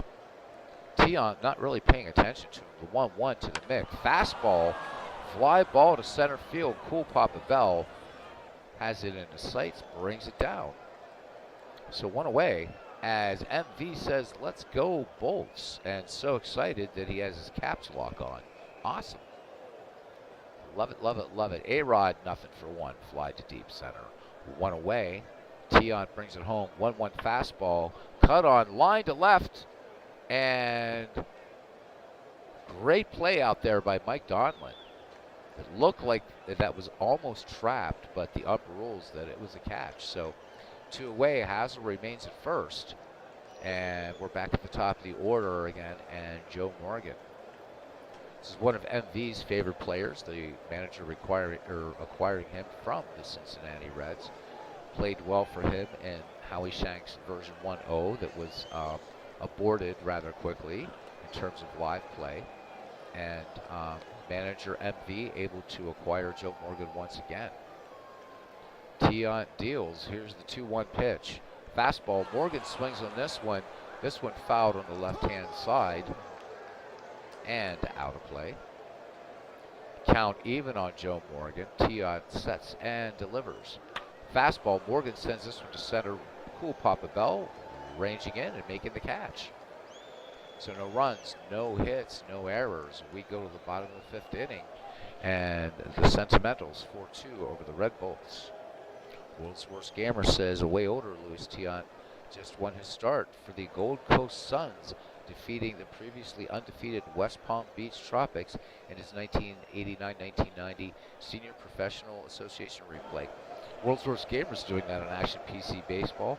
Never heard of the file, never heard of that. Is so cool. So do keep us updated, please, World's Worst Gamer. Lots of fun. All right, Bobby Richardson now struck out back in the 3rd. He'll lead it off here. And then it'll be Cool Papa Bell and Pete Rose. Jacob deGrom has walked 2 and fanned 2. deGrom deals, count even on Richardson. Swinging on this fastball, hard hit into the corner and left. Williams up with it. He'll fire it into Mike Schmidt, and Bobby Richardson will stop at second. Leadoff double for Richardson. And here's Cool Papa Bell. Bell tripled and grounded to 3rd. So with a runner in scoring position, the Sentimentals, the Badlands, looking for more out hitting. The Red Bolts also 5-3. deGrom checks Richardson at second, comes home with it, and this fastball bunted high. Josh Gibson giving chase, and this is one of those vagaries of the chalkboard that we just wait.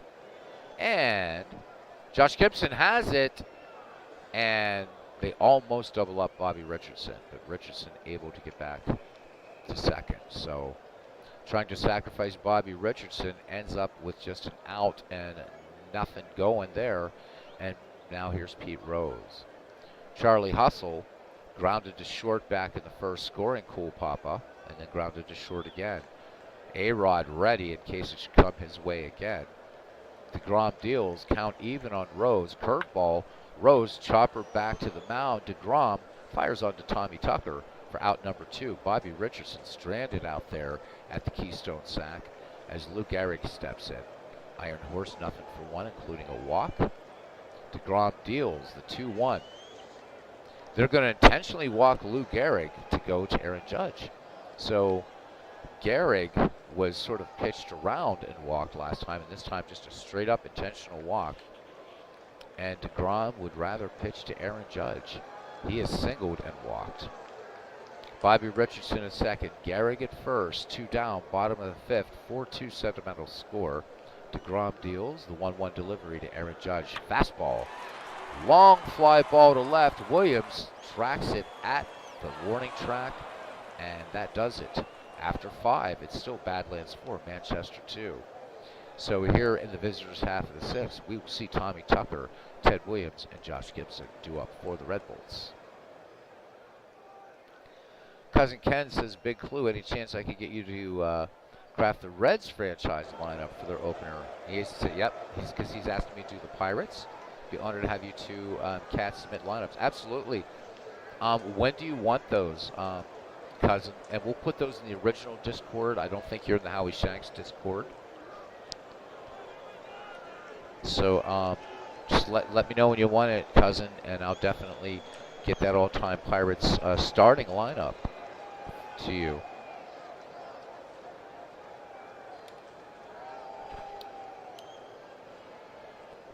I think that's cool that Cousin Ken is asking those of us to do some starting lineups or do a starting lineup for our favorite franchises. Absolutely honored to do so. Big Clue says to me that Blake is fitting for the Red Bulls, especially Jerusalem. Well played, sir, yourself. If I can paraphrase, I will not cease from mental fight, nor shall my bat sleep in my hand. Of course, Jerusalem, one of the great hymns in the Church of England. And you hear it a lot on Monty Python's Flying Circus. They're all sort of good, well played. A beautiful hymn it is, actually, too. Even from an Eastern Orthodox standpoint, definitely a beautiful hymn from the words of William Blake, Jerusalem. Great stuff. Pirates Phils begin on Wednesday. Man, I don't even go to work till Tuesday afternoon, 2:30, so Cousin, I'll get that Pirates lineup to you.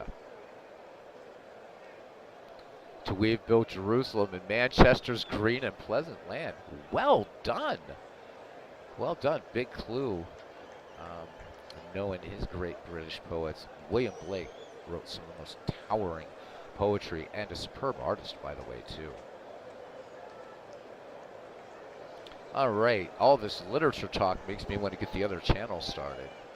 Anyhow, Tion deals to Tommy Tucker to lead it off here. Nobody out. The 3-1 delivery. Fastball missing. This one outside and high. So Tommy Tucker aboard, and a chance now for Manchester here to tie it up. Teddy ball game already with a homer. This was back in the first. 4-2 your score. The tying run at the dish, and Ted Williams, the lefty, waits for the Tion delivery. That's the second walk issued by Tion. Throws over. Tommy Tucker back safely ahead of Garrick's sweep tag. Tion brings it home. The 0-1. Curveball. Williams sends this one high to right, but not deep enough. Pete Rose back against the wall, makes the catch. So one down. Tommy Tucker retreats to first, and here's Josh Gibson.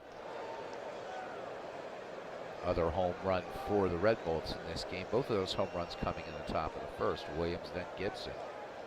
Tion fires it in, the 1-1. Fastball. Tucker was on the move. The hit and run. Cool Papa Bell has it. So gutsy play there as Tommy Tucker will make it to third. So Gibson on the hit and run gets it done, gets the single. Runners at the corners, one down. And Gibson, not someone you'd normally want to play hit and run with that big bat. MV asking if William Blake can pitch. And there is Clee baseball fan saying hi to everybody. Welcome in, Tim. Tim continuing. I think he's nearing the end somewhere of his 2007 Cleveland replay. So good to see you, bud.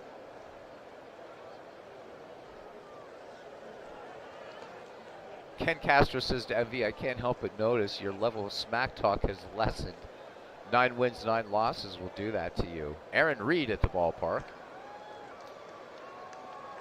But the snark continues unabated nonetheless, says Big Clue.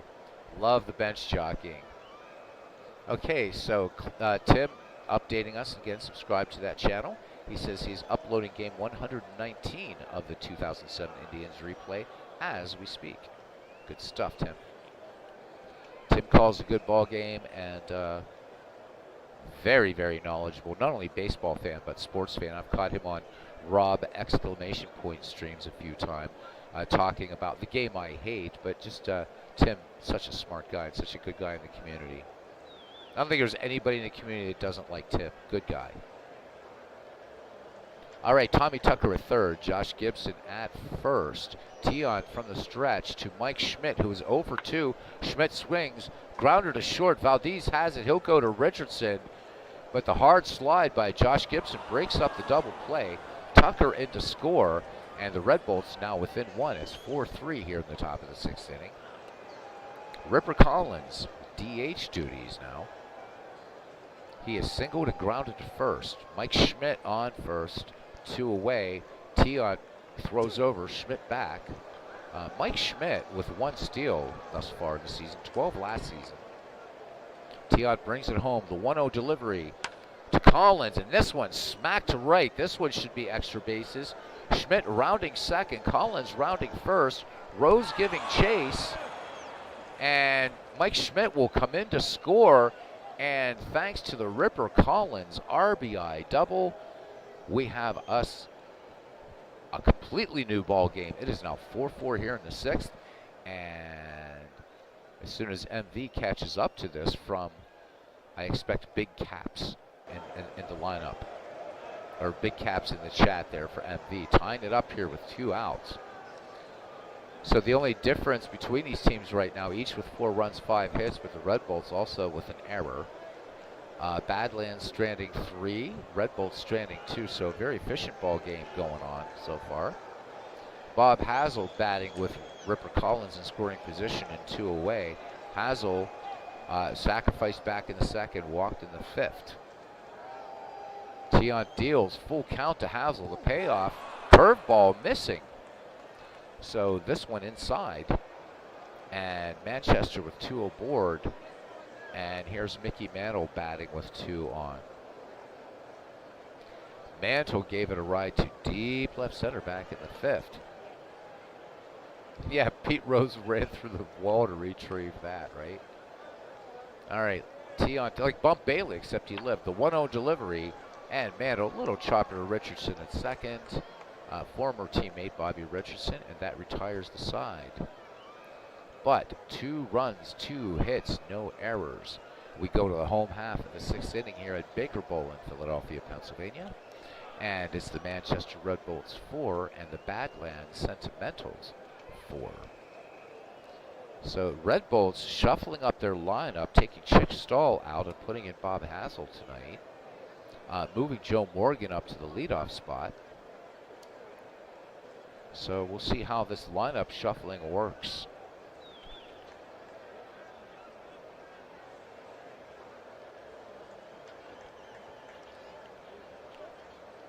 As Tim is talking about Lifebuoy soap and its UK roots. I'm not sure where Dave Cook Sports. I don't know where he's located. No idea. But I've seen pictures of Baker Bowl, and this Lifebuoy advertisement was on Baker Bowl back in the dead ball era. So, All right, Jacob deGrom, thus far in the game, has struck out 2, walked 3. Chris Bryant with 3 runs batted in, and all of those coming with a swing of the bat back in the 4th. It was a 3-run shot, 377 feet to left center. Have a look here at Chris Bryant, acquired by the Badlands from the Chicago Cubs. deGrom deals to Bryant. The 0-1 delivery, fastball. This one chopped to 3rd, and Bryant is going to make first base as Mike Schmidt, a little juggling act out there at 3rd base. E5, and that is the 2nd Manchester error of the game. And Chris Bryant aboard in this 4-4 tie. Dave Cook is a meat-eating, gun-toting, red-blooded American by the grace of God, says Big Clue.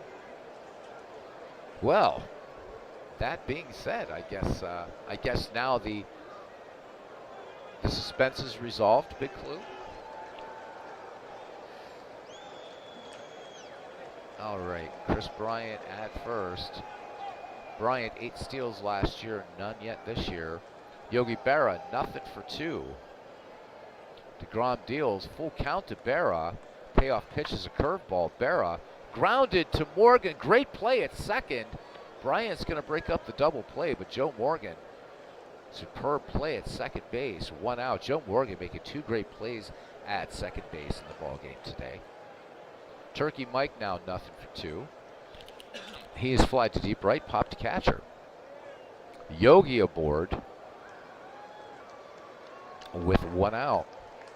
deGrom with a check of the runner, brings it home to Turkey Mike. 3-1 fastball. Donlin swings on this. Fly ball to center. Mickey Mantle trotting back on it, makes the catch for out number 2. Berra returns to first base. Rogelio Valdez now, shortstop, single back in the 4th. And Josh Gibson out to have a quick word with Jacob deGrom back behind the dish. Here is the pitch. And there goes Berra, believe it or not, and Yogi caught stealing. So strange things brewing here. No runs, no hits, 1 error. We've played 6, and Manchester Badlands knotted at 4. He says that's how Joe plays the game. As Big Clue continues, he is not some bastardized byproduct of centuries of Viking and frog conquest of that fog-infested rock. You're warming the Irish heart to me there. He says, who am I kidding? It's MV that keeps the special relationship going. Oh, the smack talk. If only the Red Bolts and the Jersey Blue Claws were playing right now. That would be one for the ages, reminiscent of Ken Castro and Clinton Park's legendary face-offs. It's going to happen in the season, though, as I believe it already has. All right, A-Rod will lead it off here in the top of the 7th. Rodriguez has flied out and lined out. Luis Tiant, even in strikeouts and walks at 3 apiece here. Winds have calmed down. Nice day here in Philadelphia for some baseball. Actually, rather warm for a May day. As Tiant deals the 0-2, A-Rod ripping a miss. And that is strikeout number 4 for Tiant, and out number 1 here in the top of the 7th. As it brings up Joe Morgan. We're back at the top of the order now for these Red Bolts. Joe Morgan has struck out and flied out to deep left and shallow. Tiant lets it go. The 1-0 fastball. Morgan turns on this one, but just a grounder to Chris Bryant at third. Good strong peg across to Lou Gehrig at first for the 5-3 putout. 2 away here for Tommy Tucker. Tommy Tucker has grounded out, bunted out, and walked. MV says, we dusted down the Blue Claws already. No match for my Bolts. The Claws kept my winning streak alive at the time. Oh my God. Big Clue bringing in a great World War I it's a great World War I reference, even though it's sad. He says he can't wait to play Manchester. He'll finally know how the Turks felt at Gallipoli. Probably equally as bad as the Anzacs. Let's not forget that one. But there we go. As usual, American largesse keeps the UK afloat. It's more fun. I should just press the button and watch the interplay here between MV and Ken Castro. As Big Clue continues waving the flag out there, our generosity knows no bounds. Oh, Ken Castro, is that a hand Ken Castro's putting up hand? Ken Castro, what, or is that soap? Well, I'm not sure what that is, Ken. Check back in with you there on that. All right. Tommy Tucker, nothing for 2. Ted Williams waits on deck. 2 away. Tiant deals to Tucker. The 0-1 delivery, curveball. Tucker swings, grounded deep to short. Valdez with a nice strong throw to Gehrig. In plenty of time. Middle of the 7th. We're tied at 4.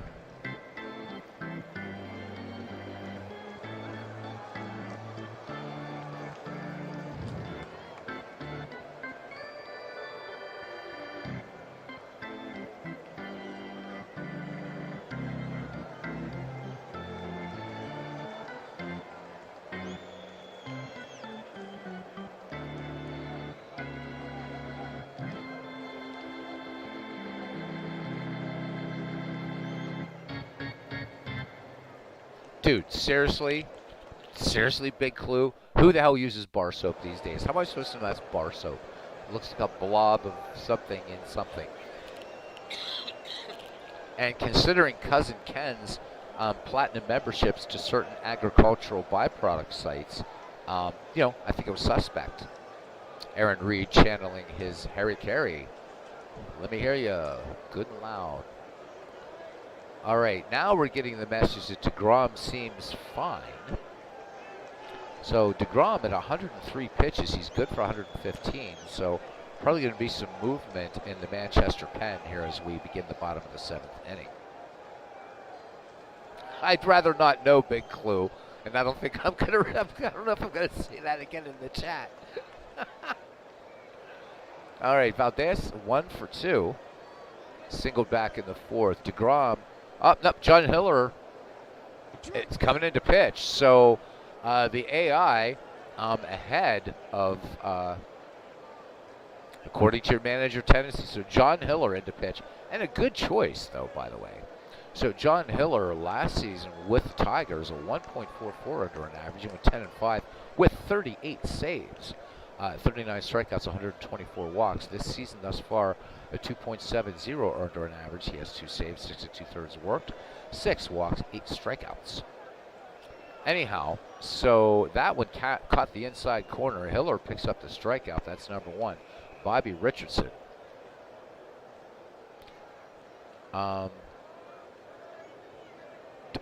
Okay, so I'm really stupid. Who's Duke Cannon? Jacob deGrom always looks fine, says Big Clue, until he doesn't. And then he is, yeah. And then he's on the injured reserve list for half the season. All right, Hiller now to face Bobby Richardson, 1 for 2. Here's the 0-2. And base hit center field. Mickey Mantle playing it on the hop, and Bobby Richardson aboard. That's the sentimental 6th hit of the game, and who the hell is Duke Cannon? Soap for real men, as it were. Oh, it was a soap company. All right. I guess I'll Google that one later. Soap for real men. All right. All right. So if we do another league, it should be the Duke Cannon League. If we do something else, Cousin Ken.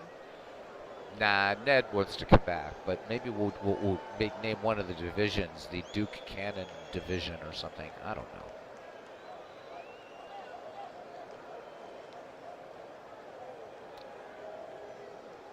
All right. So anyhow, this is okay. It's derailed now completely. Now we're doing male hygiene here. Anyhow. Cool Papa Bell takes ball 1, so Manchester looking for a possible hit and run, but Richardson not moving. John Hiller fires in the 1-0. Curveball, and there goes Bobby Richardson. This one lined to right. Hazel has it, but not enough. Gets the throw in just weakly, so Richardson plenty of time. Back to first. Richardson was a little almost halfway to second, but getting back in time. 2 away, Pete Rose, nothing for 3. Does have an RBI in the game. Hiller checks Richardson at first, the 0-1. Rose swings, and Hiller, what a play off the mound to retire Pete Rose and the side. And we go to the 8th, and we're still knotted at 4. World's Worst Gamer says, real men don't shower or groom. I'm doing good with that over the past week, and he says, you'd think I was French.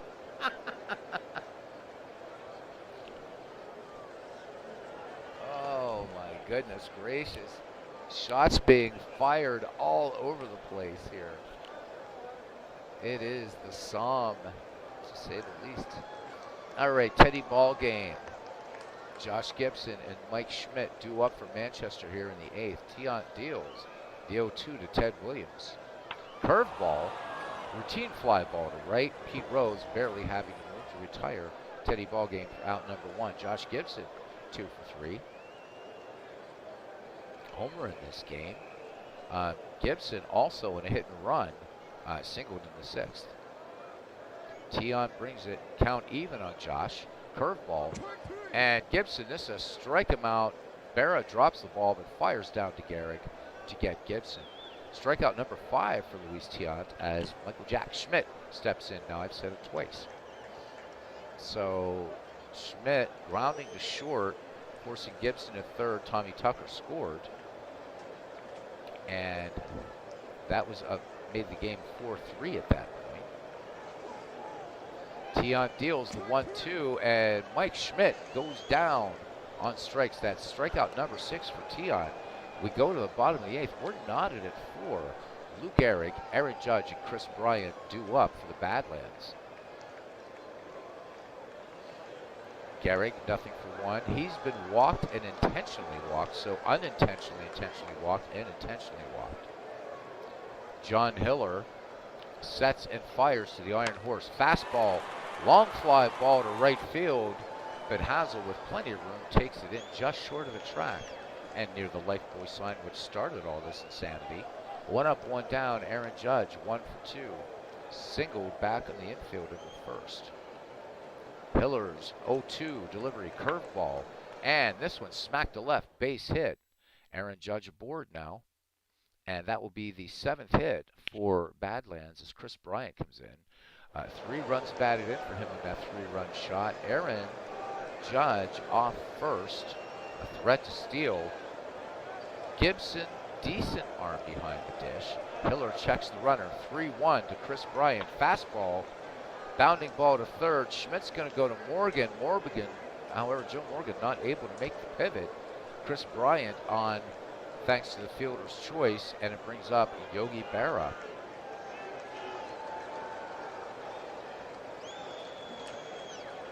All rise for Aaron, what? Michael Jack Schmidt, right? All rise. There we go. Hiller brings it now. The 0-1 delivery. Berra swings in this fastball. Routine grounder to A-Rod. And second, he'll go to Joe Morgan to retire Bryant. And the side, we go to the 9th. We're knotted at 4. And the Sentimentals getting a good pitching performance out of Luis Tiant with 6 strikeouts. He's walked 3. Ripper Collins, Bob Hazel, and Mickey Mantle due up for Manchester. So Ripper Collins in his first game of the season here, game number 19 in the season, showing manager MV that he'd like to stay in there for a while, and he has a single and an RBI double. Tiant deals the 0-1 delivery to Ripper Collins. Collins grounded deep to short. Rogelio Valdez up with it onto Lou Gehrig to retire the Ripper for 1 out. Bob Hazel, he has bunted out to third, a sacrifice, and walked twice. Tiant deals, payoff pitch to Hazel, curveball. Hazel, little bounder to Chris Bryant at third. Bryant hurrying his throw to Gehrig, and Hazel just out by a blade of grass. 2 away for Mickey Mantle. Tiant into that crazy windup that he had. Here's the 1-2. And Mantle smacks this one to right field, extra bases. Rose plays the carom off the wall. And the Mick in there with a 2-out double. That's Mantle's 8th double of the season. Runner in scoring position now in the 9th here for Manchester. And it brings up A-Rod. Rodriguez is fly to deep center, line to left, and struck out. Tiant brings it home. Berra out to have a quick talk with Tiant. Count even on Rodriguez. Here is the delivery curveball. A-Rod sends this one high and deep to left. But Turkey Mike Donlin already off to the races, making the catch. We go to the bottom of the 9th inning and a chance for the 5-12 Badlands Sentimentals to walk it off. It is 4-4. Yeah, MV in mourning right now. So we are in the month of May in the game and the middle of the month of May in real life. So the game will be overtaking the calendar in short order. MV, are you going to do a game after this? Let us know. Give folks a break from the Beatles Eternally channel. Mike Donlin will lead it off here for the Badlands, followed by Rogelio Valdez and Bobby Richardson. So the number 7, 8, 9 hitters due up here in the bottom of the 9th. John Hiller will stay on, working in relief. John Hiller has 1 strikeout today. Struck out 8 thus far this season. Southpaw ready to deal to Turkey Mike, who has gone out 3 times in the air. Hiller works the 1-2 curveball to Turkey Mike. This one line to Rodriguez. So 1 away here in the bottom of the 9th for Rogelio Valdez. Struck out his last time up. John Hiller. Oh, we have Francisco Rodriguez in there now to pitch. And Rodriguez comes in and hits Rogelio Valdez. And it could be the thick glasses, I don't know, but here's Francisco Rodriguez. Maybe much to the chagrin of The Manchester 9 in the season, a 7.71 earned run average, no wins, 1 loss, 2 1/3 worked, 2 walks, 3 strikeouts, a crazy high whip of 2.571, and opponents hitting 364. So not sure what MV is, what Manchester, maybe MV off to spend a penny, and his coach making the decision to bring in Francisco Rodriguez. So the winning run is on first base now. As MV says, oh no, not K-Rod.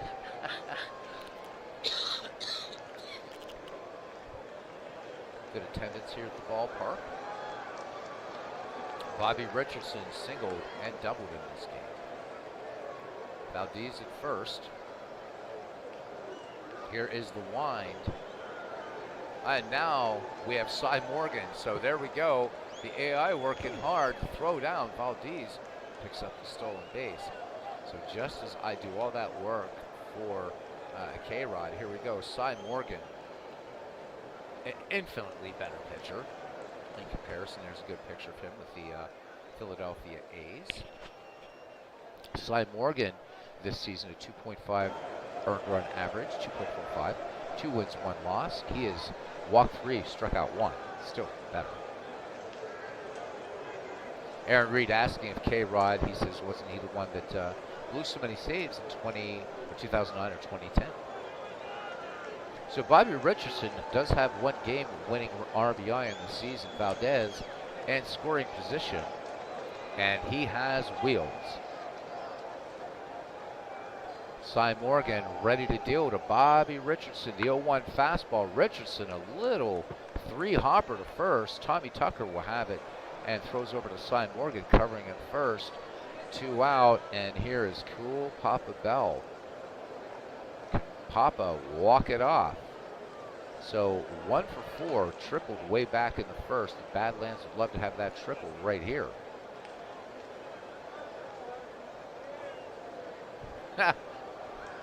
Big Clue having some wordplay here. And Old British Money says MV's off to spend a penny and he'll get 2 farthings in exchange. World's Worst Gamer saying the dumb AI letting Richardson hit. Well, right now it's cool Papa Bell, so. But yeah, again, league rules though, I'm not going to manage for the other manager, so. Cy Morgan from the stretch in the 1-2, and he hits cool Papa Bell. Unbelievable. Unbelievable. So there could be some bad blood that will begin to brew between the Sentimentals and the Red Bulls. 2 hit batsmen in the innings. First by K-Rod, and now Cy Morgan plunking cool Papa Bell. And here's Pete Rose.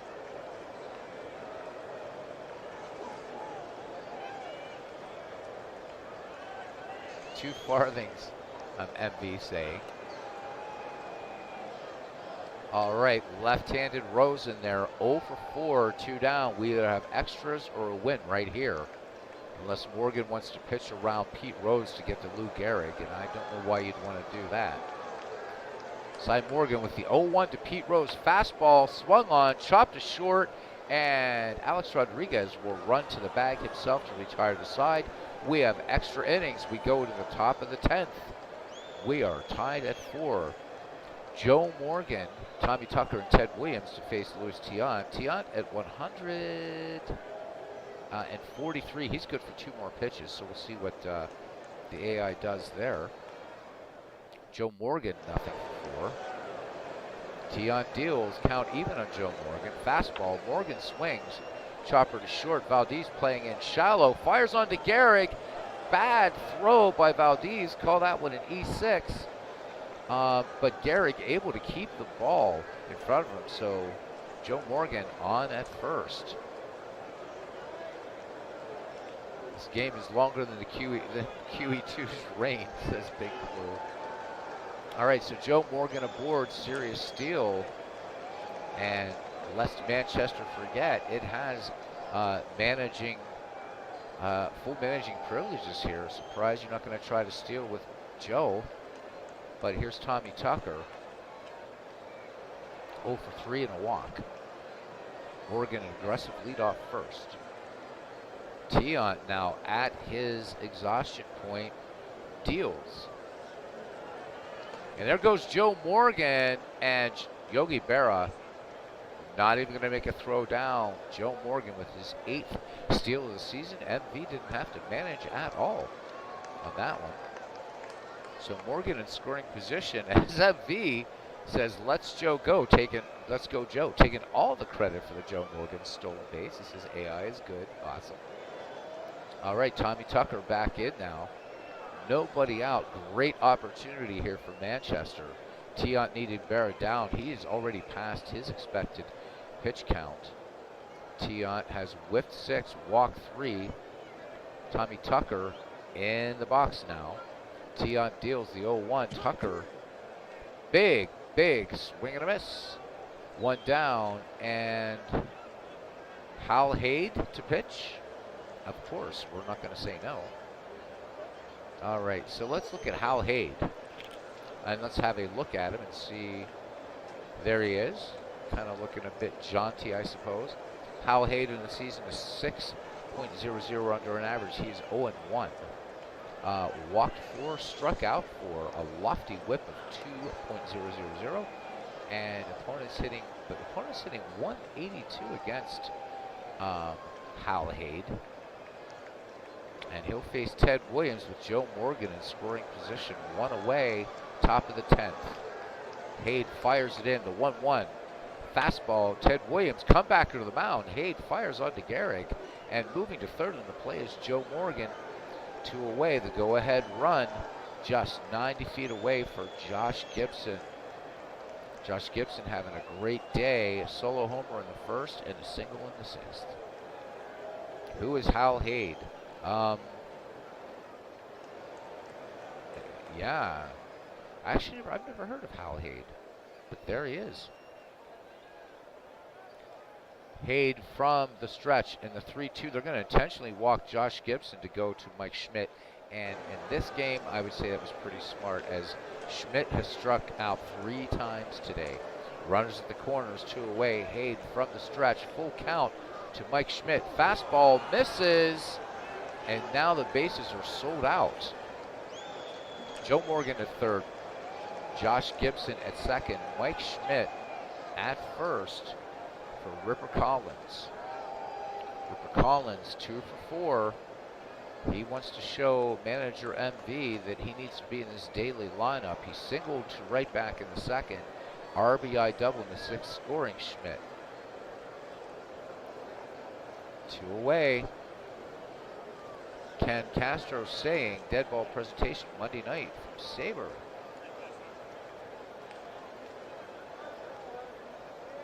Oh, big clue.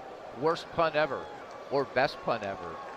Badlands fans are singing to the Red Bullets lineup. Haid now, the dream is over. Oh, but it's also funny. I don't even think David Baseball Demos ever came up with something that amazing. Hey now. Love it. No place to put the Ripper, so Hal Haid needing to make a magnificent pitch here. Full count on Ripper Collins, and Collins, that one catches the corner and called strike 3. We go to the bottom of the 10th. We are knotted at 4, baseball fans, and it brings up Lou Gehrig, Aaron Judge, and Chris Bryant. Badlands for a chance here for a walk-off once again. Lou Gehrig 0 for 2, but walked twice. And Cy Morgan delivers to the Iron Horse fastball on the 0-2 pitch. Come back to the mound. Morgan fires on to Tommy Tucker, fielding his position nicely off the right side of the bump. So Gehrig's retired, and here comes Aaron Judge. Judge 2 for 3 in the contest. Cy Morgan with the 2-2 pitch. Fastball, Aaron Judge looks at a call, strike 3. It's a good pitch by Cy Morgan for the 2nd out. Chris Bryant Can he do it one more time? Cy Morgan with the 0-2 fastball, and he cannot. Swing and a miss for strike 3. That's number 2 for Hal Haid.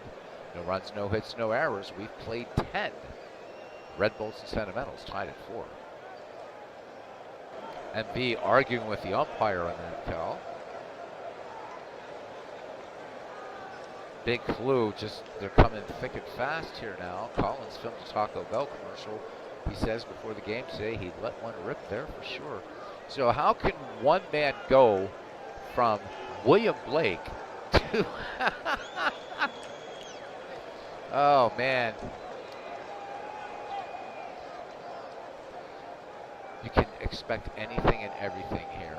All right, Bob Hazel will lead it off here for Manchester, followed by Mickey Mantle and A-Rod. And I guess MV's going to allow Hazel to stay in there. Hazel's walked twice, so he's seeing the Badlands pitching pretty well. Haid deals the 1-2, and Hazel. Strike 3 called. This one on the outside corner. So Hal Haid picks up his second strikeout, 1 down. Well, that, I guess. He says he's a middle-aged geek. What does eventually devolve into Barjo?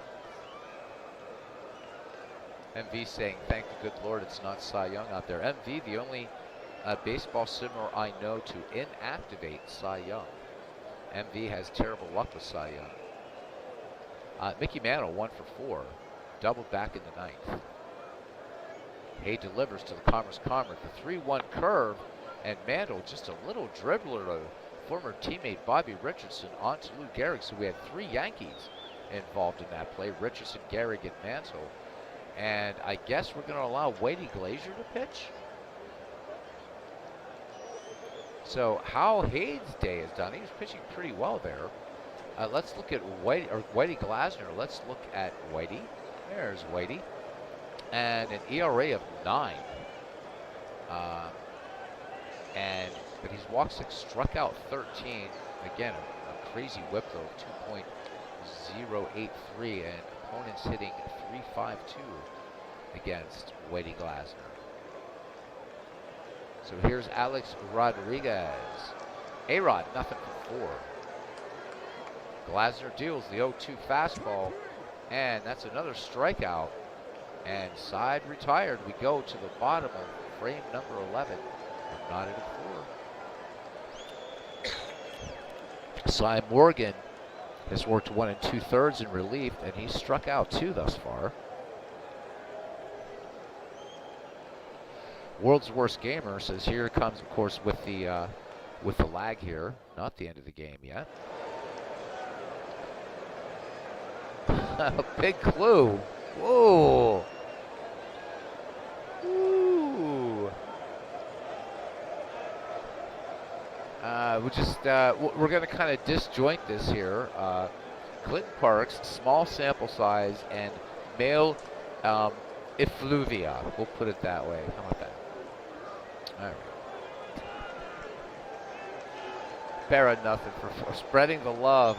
Oh, that it hurts worse. What are you trying to do to me over here? It's like I'm getting I'm feeling the pancreas just imploding.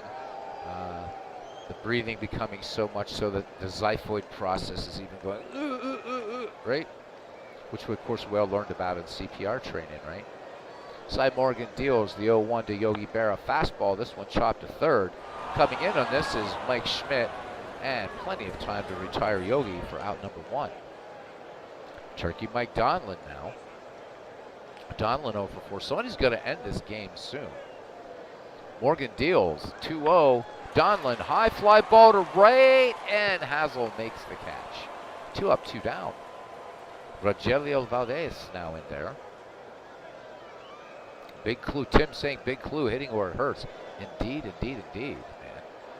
It's becoming like, this is like having Muhammad Ali just stinging, and then Ali's gonna come in with that big hook that he had that fighters tend to forget about for Muhammad. All right, Valdez 1 for 3 now. He was hit by a pitch in the 9th. There were 2 hit batsmen in this game, by the way, by the Badlands. Don't know what their deal is, but there you are. Cy Morgan deals the 3-0. Valdez draws the walk, so a 2-out walk, and the winning run is on first. Brings up Bobby Richardson. I'm going to hold up here just in case MV may want to go to his bench. Bobby Richardson, though, is 2 for 4 on the day. We'll see what MV would like to do. Robbie Wartburg making it in. Robbie figuring in the chat a little bit earlier, as usual. Always welcome. And Robbie back to work tomorrow. So I'm seeing nothing from MV. I guess Bobby Richardson will stay in, hitting 2 for 4. Valdez at first with wheels. 2 down here in extra innings. Up, there we go. Okay, so Kenny Lofton for Morgan. If we come up, wow, Joe Morgan going to get the yank. All right. Cy Morgan deals. And there goes Valdez, the pitch, the throw down, and they get him. The caught stealing ends the inning. No runs, no hits, no errors after 11. We're going to look at that one again. So there goes Valdez, and a nice peg by Berra, and that's it. All right, so Joe Morgan to be lifted.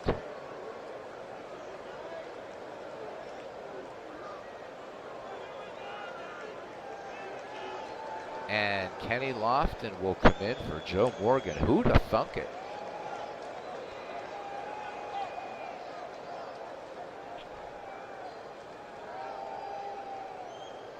Kenny Lofton, let's look at the numbers here. Lofton has a run scored and a stolen base. So assuming here Lofton being used in was used in a pinch running situation, I'm guessing. So Kenny Lofton to lead it off, followed by Tommy Tucker and Ted Williams here for Manchester here in the 12th. Kenny Lofton last season, a .349 hitter, 12 homers. But the big thing for Kenny Lofton, those 60 steals. Glasner deals, Lofton swings, fly ball to right, this one high, this one deep, this one gone over the fence here in Tiny Baker Bowl. And even though it was only 288 feet, it still counts, as Robert would say. He and I trading Beatles back and forth when he comes in, and I go into his chat. So it's 5-4 now, Manchester here in the top of the 12th with nobody out, and here's Tommy Tucker. So the man's a genius, as Big Clue says. What the? The man's a genius, and here we are thinking, yeah, you're gonna pull Joe Morgan for Kenny Lofton? Okay, and it works. So MV. How on earth? MV taking us to school. The man from West Virginia by way of Wales, Jamaica, and London taking us to school. How does that happen? MV just laughing it up over there. I can hear him. He is 5 hours away, 5 times on the rate. I can just hear him. I can hear him.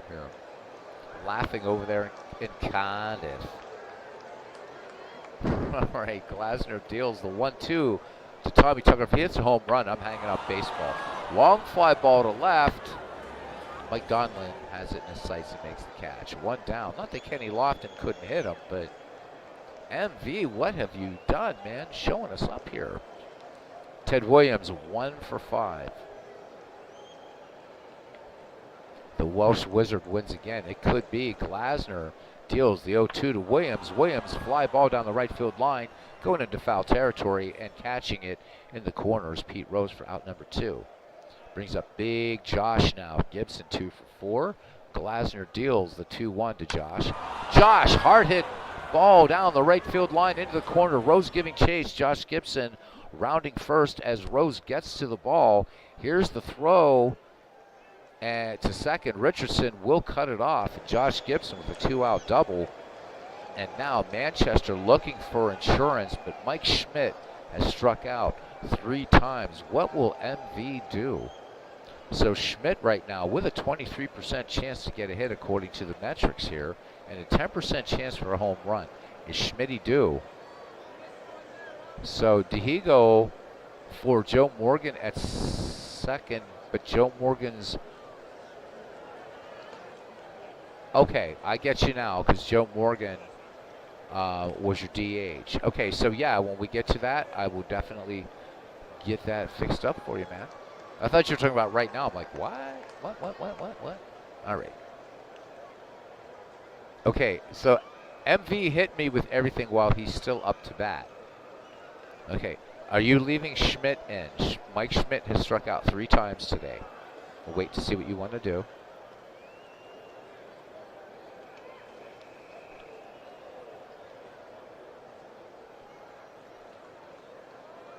World Source Gamer advising he would have brought in Martin Diego in here.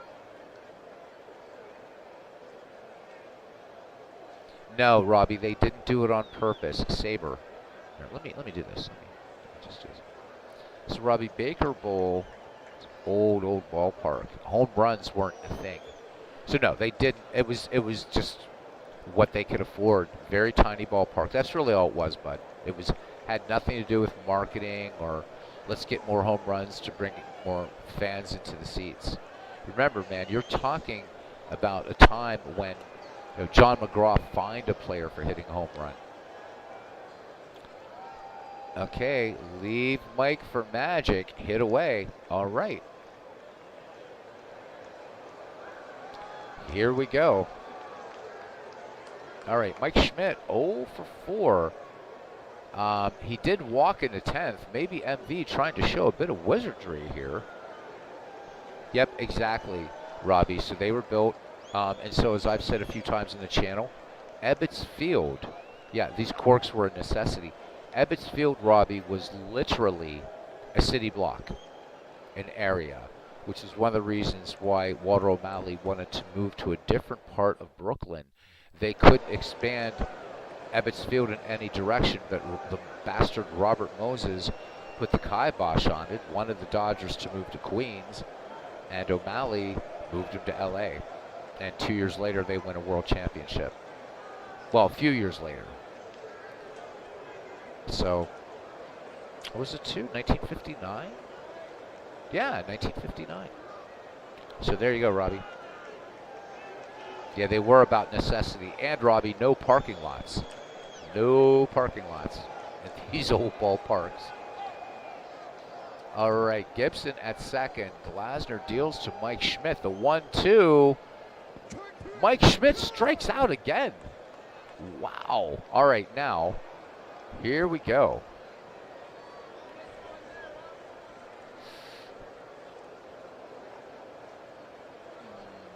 World's Worst Gamer asking about existing minor league parks that are that small. That's a good question. I would say with, yep, you would have been out of the job. Definitely been out of the job. I really don't know. All right, so I've got to get back. Now, MV hitting me with all these. All right, so what are we doing here? So we're going to take Dihigo for Morgan at second. Martin. There he comes. What a player. Can play any damn position he wants. Kenny Lofton sits down. Singleton for Hazel and right. Wait. Singleton? Who's you have Singleton for Hazel. I'm not, you don't have a Singleton on your team there, MV. So who are we talking about here? Kenny Lofton already had sat down because I was going back in order. So Hazel is right field.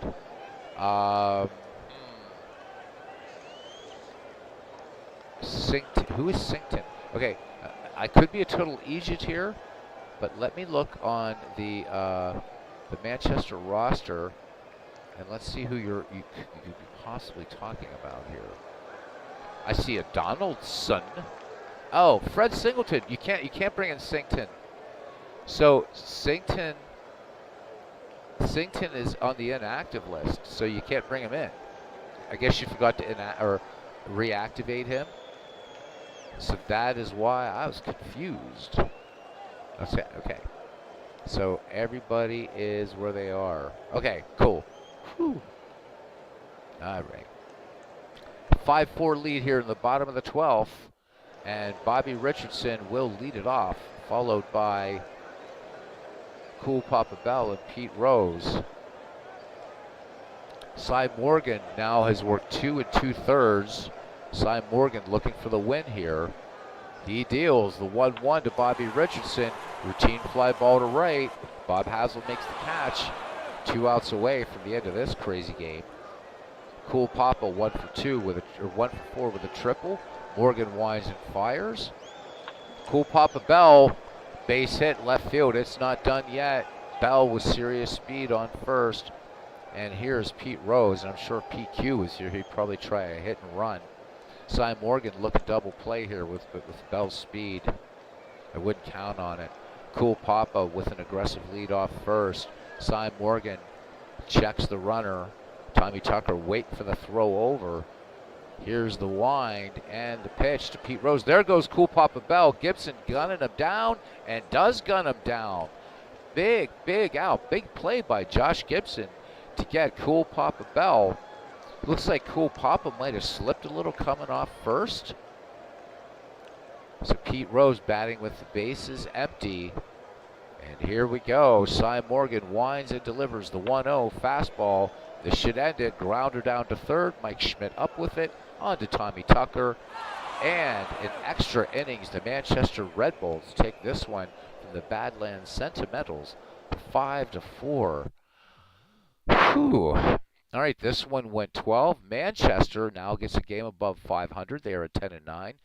The Badlands fall to 5-13. In a losing cause for the Badlands, Cool Papa Bell went 2 for 5 with a triple. Chris Bryant 1 for 5 with a 3-run homer. Aaron Judge 2 for 4 with a stolen base for Manchester. Josh Gibson went 3 for 5 with a homer and a double. Kenny Lofton, and a crazy move, Kenny Lofton brought in and Joe Morgan lifted, and Kenny Lofton promptly comes in and hits a solo shot. Teddy Ballgame 1 for 6 with a home run. Cy Morgan gets the win, goes to 3-1, and Whitey Glasner takes the loss. He goes to 0-1. Home runs in this game. 3 by Manchester, so Kenny Lofton, Ted Williams, Josh Gibson. The Manchester Red Bulls not able to manage a triple, however. Badlands, though, they did. Cool Papa Bell with a triple. Also a home run from Chris Bryant there. Let's look at pitching just quickly, if we would. So for Manchester, DeGrom gets the start, goes 6. 4 runs all earned, gave up a home run, walked 3, struck out 2. His ERA now at 7.43. John Hiller worked 2 1/3 innings in relief, struck out 1. And then Francisco Rodriguez came in, plunked a batter. Nice guy that he is. And then Cy Morgan comes in, saves the day, works 3 2/3 innings. Walked 1, struck out 2. Badlands. Luis Tiant went 9 1/3, 4 runs all earned, gave up 2 home runs, walked 3, struck out 7. Hal Haid worked 1 1/3, walked 2, struck out 2, and then Whitey Glasner tagged with a loss. What did he do? He gave up a home run. So 1 earned run for him. Miscellaneous, crazy game here. Joe Morgan with a steal for Manchester. Aaron Judge and Rogelio Valdez, stolen bases each for Badlands. We're not going to worry too much. Let's see. RBI, Mike Schmidt picking up number 17. Ted Williams his 22nd. Ripper Collins his first. Kenny Lofton his first. And Josh Gibson his 18th. For Badlands, Chris Bryant had 3 RBI in the game, so going up to 19. Pete Rose picking up RBI number 6. 2 hit batsmen in the game. Cy Morgan and Rodriguez each putting a little bit of a smackdown. Left on base, Manchester stranded 9. The Badlands stranded 7. Game-winning RBI, Kenny Lofton, and the MVP of this game, Josh Gibson. We're going to go ahead and we're going to just autoplay the other games for this date. We're going to save Jersey and Detroit for last. Big game there, and let's start backwards. So Hawaii and Arlington. Arlington at 4-13. Hawaii at 9-7. Weidman versus Verlander. Here we go. And Hawaii dispatches Arlington 11-5. Hawaii will move to 10-7. Arlington falling to 4-14. So Arlington bringing some offense. Let's take a quick look at the box score here, posting 6 runs. And who did it? So Jimmy Williams had a home run. For Hawaii, it was Piazza and Ripken going yard. In fact, so it was just Williams. Really, the only highlight for Arlington. Let's see who got the win, who got the loss. MVP Napoleon Lajoie, star of the Ned McGreevy 1.0 League. McGreevy will be returning sometime in July. Weidman goes to 0-5. I think manager Robbie Wartburg has a potent offense. Maybe he needs to think about Weidman there now with his 5th loss. Justin Verlander gets the win. All right, so that does it for those two. We'll go on to Mudville and Cleveland. Mudville at 10-8, Cleveland at 9-9. This is going to be Leon Day, Mordecai Brown. I've got to fix that up. Not so sure about Leon Day there. But Mudville gets the win. It goes to 11-8. Mudville 7, Cleveland 5, and Leon Day gets the win. It goes to 2-2. Three Finger Brown gets the loss, drops to 3-2. George Foster in that game went 2 for 3, including a home run, his 3rd, and 2 runs batted in. Now we go to North Sound and Des Moines.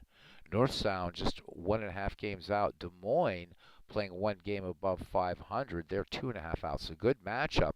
Almost one I'd like to play. Truth be told, this is Sandy Koufax and Silver King. So we'll wait and see if there's any interest. We may play this one. Jersey and Detroit. I don't see a Steve Tate, so let's auto this one. Oh my, Detroit coming out swinging hard. 12-6, so they take 2 from Jersey in the same day. Gibson gets the win. Clarkson gets the loss. Chase Utley 3 for 5. Let's look at the box score on this one. So Jersey at 10-9, so just a game above 500, and Detroit starting to run away with it a little bit at 12-5. For Jersey, Chase Utley went 3 for 5 with a home run. Sid Gordon, who's been playing just superb baseball for Jersey, goes 2 for 4 with a homer. Ed Bailey, 1 for 3 with a home run. So talking about Ed Bailey in this morning's game when we played Jersey and Detroit, so maybe Bailey's starting to find his bat. For Detroit, Johnny Bench goes 2 for 5 with 2 runs batted in. Barry Bonds, 2 for 3 with a homer and 2 ribbies. Fred Dunlap, who's done superbly, 4 for 5 with 2 runs batted in. And Bob Gibson struck out only 4, walked 5. Clarkson struck out 6, walked 3. So the 2 pitchers transposed. So there we go. Wowza, wowza. 1 game left on May 1st.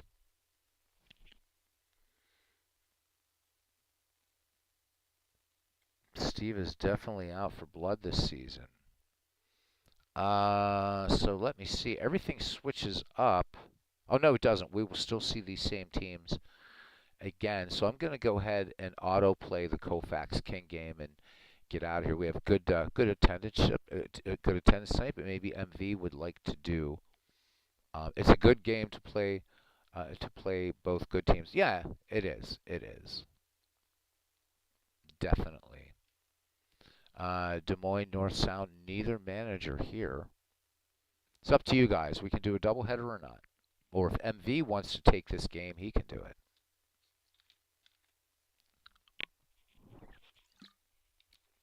What the hell, finish up May 1st. Why not? It is only 9:48 p.m.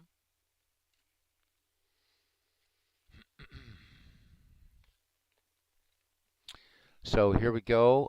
Des Moines automatically home team. And Koufax and King, let's do this.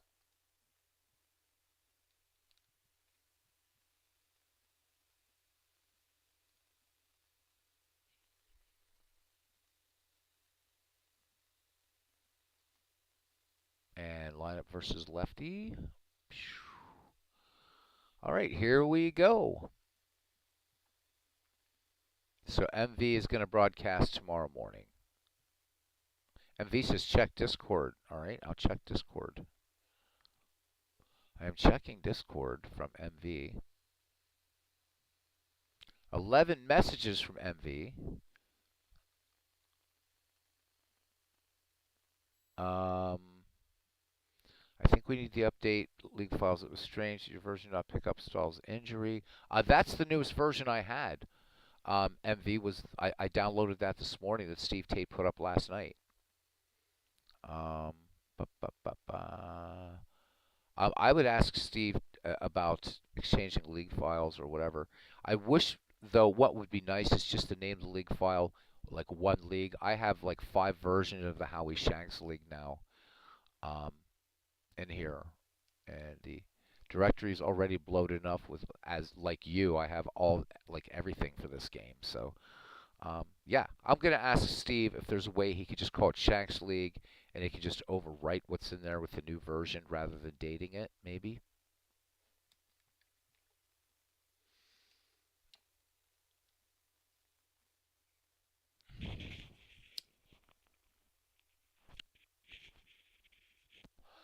And here we are. Let's get to the ballpark.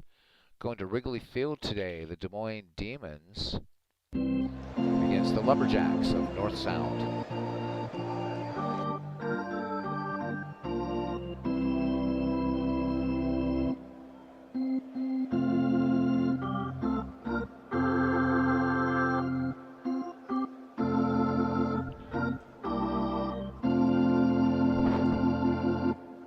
All right, welcome to Wrigley Field, the only surviving Federal League park in baseball, for tonight's game between North Sound and Des Moines. North Sound has won 5 straight. Sandy Koufax will take the mound for North Sound. He's made 3 starts in the year, and he's 1-1 with an earned run average of 5.70. This will be his first start against Des Moines. He'll be opposed by Silver King. Silver King has made 4 starts in the year, and he's 2-2 with an ERA of 2.57.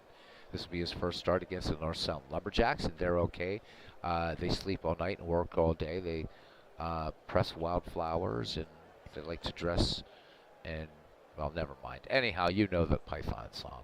63 degrees here in Chicago. The wind speed 17 miles per hour in from left center. Play ball. All right, looking at the line here for Silver King. So 2 wins, 2 losses for him. A whip of .914. He has walked 8, struck out 14. League hitting 189 against Silver King. Ben Chapman to lead it off. And there's Silver King. But first, let's look at the starting defense here for the Des Moines Demons. In left field, the judge, Frank Robinson. In center, Andrew Jones. In right, Giancarlo Stanton. Strong outfield out there, in terms of power at least. From first to third, around the horn, a formidable infield to say the least. Todd Helton at first. Bobby Grich at second. Edgar Renteria at short. And Harlan Clift, acquired from the St. Louis Browns, at third. Ray Schalk will be catching. Ben Chapman leads it off here. Chapman hitting .263, a home run, 3 runs batted in, as we get underway here in Chicago for the Des Moines Demons. Iowa apparently too cheap to build a ballpark, so they're coming in from Iowa to Illinois. Enjoy the game, guys. Infield looking bunt from Ben Chapman. King ready to deal here. And Chapman, a little chopper to Bobby Grich at first. Good speed down the line, but fires on to Todd Helton for the 4-3 putout. We're underway here in Chicago. 1 away for the great George Sisler.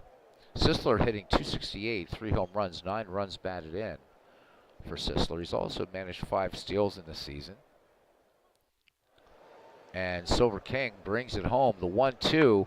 Sisler sends this one fly ball to left. Frank Robinson making a good running catch toward the corner in the foul line. So 2 quick outs for Mike Trout. Center fielder hitting .216, 3 runs batted in. So the Trout man performing well below expectations right now. Has yet to homer. Silver King with the 0-2.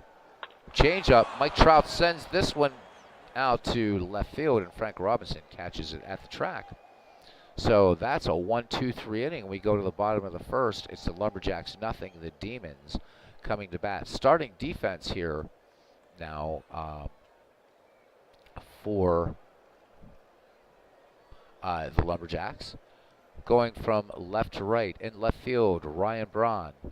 In center, Mike Trout. And in right field, Sammy Sosa, wearing red tonight, though instead of blue. From first to third, George Sisler. Snuffy Sternweiss. Ernie Banks, Mr. Cub, again coming home now, but not in his home field anymore. The Fordham Flash, Frankie Frisch at third. Roy Campanella catching. So for the left arm of God, 1 win, 1 loss, a 5.70 earned run average as Koufax finishes warming up 23 2/3. He has walked 8, but as you would imagine, he has struck out 23. Leading off, hot corner man Harlan Cliff for the Des Moines Demons. Cliff hitting just 154, a home run and 5 runs batted in. Koufax ready to deal. The 1-2 pitch to Harlan Cliff. The curveball sent to center field. Ranging back on it and making the catch is Mike Trout. So one away here for Bullet Joe Rogan. Great Negro League player. Bullet hitting just 231 on this season. A home run, 2 runs batted in. Rogan last season hitting 14 with 16 steals and 82 runs batted in. Target set by Roy Campanella. Koufax deals, Dodger to Dodger. The 0-1. Rogan sends this to center. This one deep, but at the track making a catch. Mike Trout. So 2 outs. Sandy Koufax with the doff of the cap to Mike Trout in center. And here's first baseman Todd Helton. Todd Helton playing a pace, if you will. Hitting .344, 2 home runs, 12 runs batted in. Somebody for whom I think a case can definitely be made for the Hall of Fame. Sandy Koufax deals to Helton. Helton cuts on the first pitch. Fastball. This one chopped to short. And Ernie Banks up with it to throw, and Todd Helton beats it out for the infield single. So Todd Helton aboard. That's the first hit in this game. And here comes the judge, Frank Robinson. Robinson hitting .344 with 4 dingers. 16 runs batted in for Robinson. As the chat continues.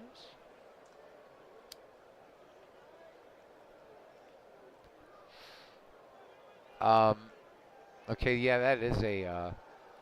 Anyhow, so we'll just continue. We are degenerating again. We are degenerating again. Oh my God. All right, Helton at first, 2 away. Koufax deals to Frank Robinson. The 1-1. Fastball, Robinson, hard ground ball to Ernie Banks. Ernie Banks will go to second to retire the side. We've played 1 and we are scoreless. And I wish I would have changed these team colors. Let me see if I can do that because it's a bit of a drag looking at these. Let me see. Can I do this in game? Because it's a bit hard to. Player displays. Come on, man. I mean, come on. Black on red. Really? All right. Let me see.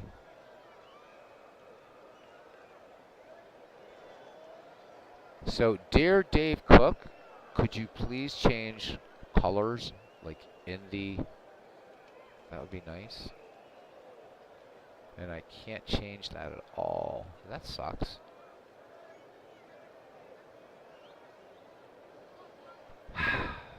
All right, well, that's okay. I'll just cheat. All right, so Ryan Braun will lead it off here. Braun hitting .224, 4 home runs, 10 runs batted in. Red on black, good old copy protection stuff from back in the day. Silver King into his motion. And delivers fastball, the 1-1 fastball. This one out to right field, and making the catch is Giancarlo Stanton. 1 up, 1 down for Sammy Sosa. Sosa off to a very cold start, hitting .189, 3 homers, 8 runs batted in. Sosa last season with 66 home runs and 158 ribbies. Early in the season, though, King sets and fires the 1-1 curveball, fouled on the left-hand side. This one will make the seats in left field. Count 1-2 now on Sammy Sosa. Silver King brings it home.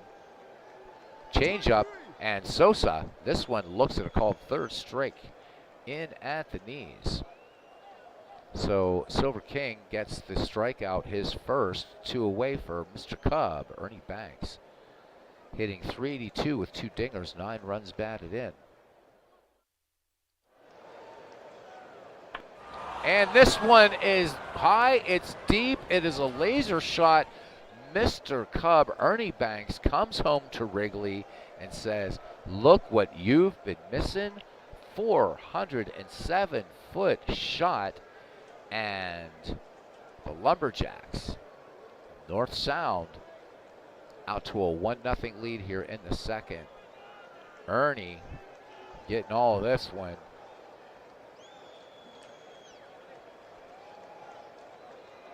This one almost crossing the street. All right, here is second baseman Snuffy Sternweiss.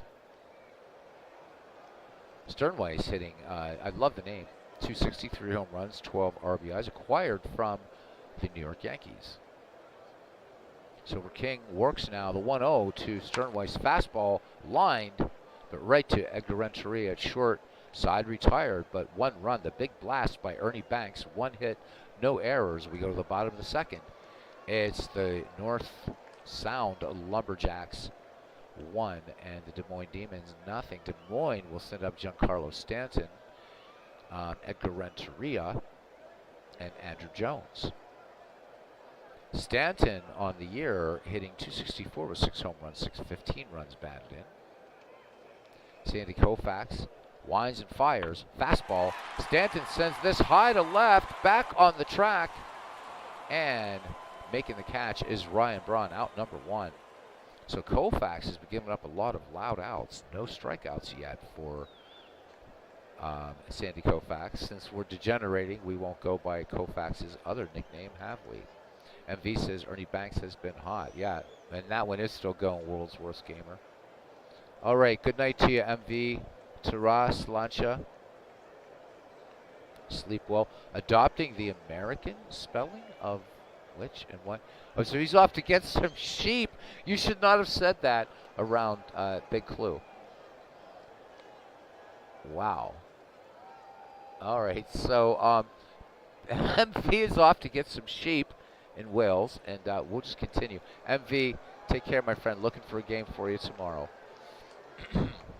All right, Edgar Renteria now. 4 runs batted in, a home run, 269 for him. 1-0 your score in the bottom of the second. Nobody on. Koufax steals to Renteria. The 1-2. This one chopped to Banks at short. Banks with the toss on to Sisler at first for 2 out. And it brings up Andrew Jones, acquired from the Atlanta Braves. Jones off to a cold start, hitting 161, 2 homers, 7 ribbies for Jones. Southpaw Koufax deals the 3-1 to Andrew Jones. And this one missing inside, just inside. So Campanella wanting that call. Of course, Campy on the Brooklyn Dodgers, Sandy Koufax, his rookie year with Brooklyn, so he remembers the kid. Man in blue just turns away. And Andrew Jones on at first. Jones, conservative leadoff first, 2 away for Bobby Grich from the Baltimore Orioles. Grich hitting 196, 2 dingers, 7 ribbies. Here's the delivery, the 0-2 to Bobby Grich. Change up, and Grich just swings way out ahead of that ball. Looked like in fact, it looked like he lunged so hard he was halfway to the mound. Side retired, no runs, no hits, no errors. We've played 2 here at Wrigley Field. And it's the North Sound Lumberjacks 1 and the Des Moines Demons nothing. Roy Campanella will lead it off, followed by the Fordham Flash, Frankie Frisch, And if that isn't some alliteration, I don't know what is. Back at the top of the order. And nice guy, cough, cough, cough, Ben Chapman. Campanella, 222 average, 2 runs batted in. No homers yet for the great catcher. Silver King has whiffed one, has not issued any free pass. The 1-2, spitball.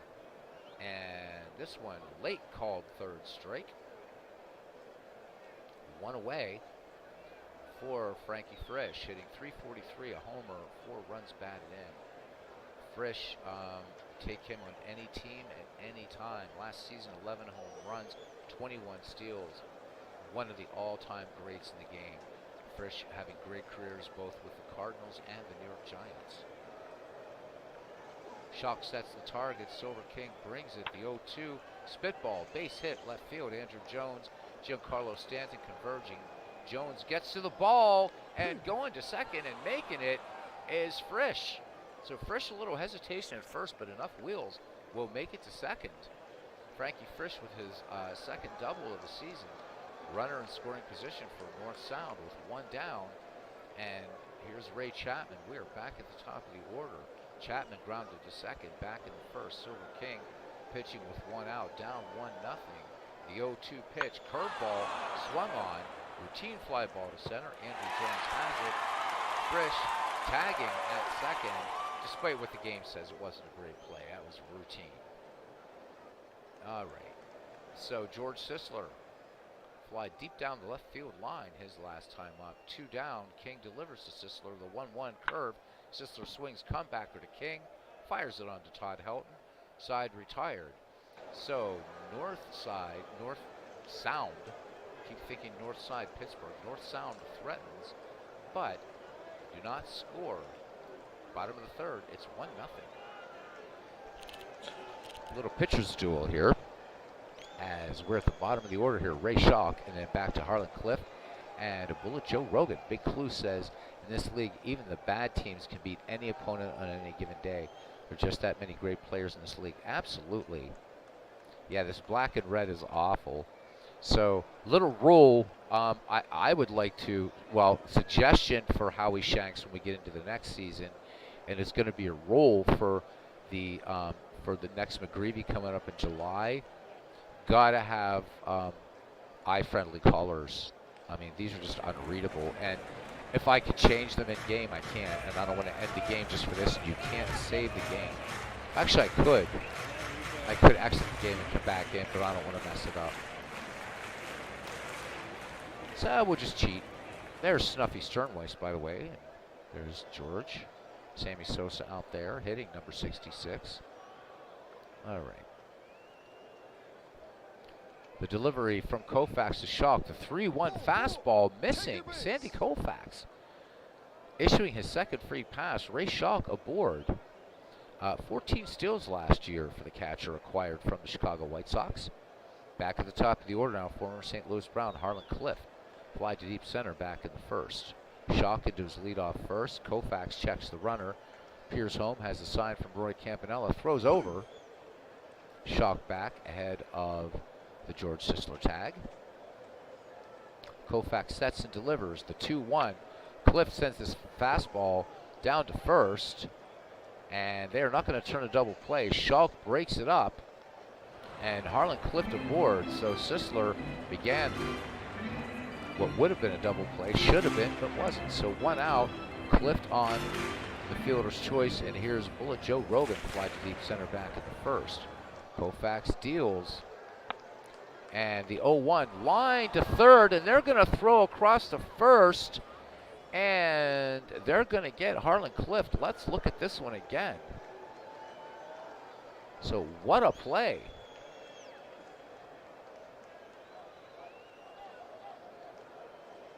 Love to see those double ups, man. So no runs on no hits, no errors. We've played 3. Still 1-0. Mike Trout, Ryan Braun, and Sammy Sosa. Trout in the game, fly to deep left center. Silver King with 2 strikeouts. Silver King pitching a little bit more like Sandy Koufax. King delivers the 1-2 to Mike Trout. Trout swings lined to Harlan Cliff at third. One up, one down. Ryan Braun, fly to deep right. King to the set position, brings it the 0-2 fastball. Schalk drops the ball but fires onto Todd Helton. And that's strikeout number 3 for Silver King. 2 away here for Sammy Sosa. Wants to show the Chicago crowd something after a big trade from the Cubs to the Lumberjacks. Sammy struck out back in the second. Silver King deals the 1-2. Sosa missing on this fastball. Strike 3 called. Strikeout number 4 for Silver King. We go to the bottom of the 4th inning, and it's North Sound 1, Des Moines nothing. Just 3 hits in this game. Des Moines has stranded 2, the Lumberjacks 1. So just some good defense going on in this ball game. And there's D. Scott Howard. He says, oh, hey, let's go, Jacks. So, D. Scott, since you're in here, I'm going to switch this around just in case. Because the rule in this league is the manager that shows up gets full managerial. So, Des Moines is now set to computer and North Sound set to human. So, there you go, D. Scott. So Koufax working on a 1-hit shutout here through 3. As Todd Helton will start it off here in the bottom of the 4th. Infield single for Todd Helton back in the 1st. Midlife Crisis is here at Wrigley Field with us. He said he is finishing up his 1977 Dwayne Kuiper project. On days when Cleveland is off or Kuiper is not in the lineup, he picks another game in the schedule. So tonight it's Phillies at Cubs. The Phillies at 90 and 66 and the Cubs at 89-68. Sounds like a hell of a lineup and no love lost between those teams, that's for sure. Keep us posted if you can, Midlife, and welcome in, man. All right, Sandy Koufax delivers now. The 1-2, Helton smacks this one to left, and coming in for it, but Sammy Sosa dropping the ball. So score that in E9, and Todd Helton represents the tying run now for Des Moines here in the bottom of the 4th. Helton on at second, back in the top, or I'm sorry, the cleanup hitter, Frank Robinson up now. Grounded to short, he forced Todd Helton at second last time. Koufax deals the 1-2, fastball, and Frank Robinson, strike 3 called. Beautiful pitch by Sandy Koufax, dropping that fastball, hitting the outside edge. So 1 away, second strikeout for Koufax as Giancarlo Stanton steps into the right side of the box. He flies to deep right center back in the second. Koufax now with 2 strikeouts, deals the 2-0. Changeup, Stanton sends this high and deep to left, but making the catch is Ryan Braun. Helton remains in scoring position in second, 2 down for Edgar Renteria. Renteria is grounded to short. Koufax into the wind and the 1-0.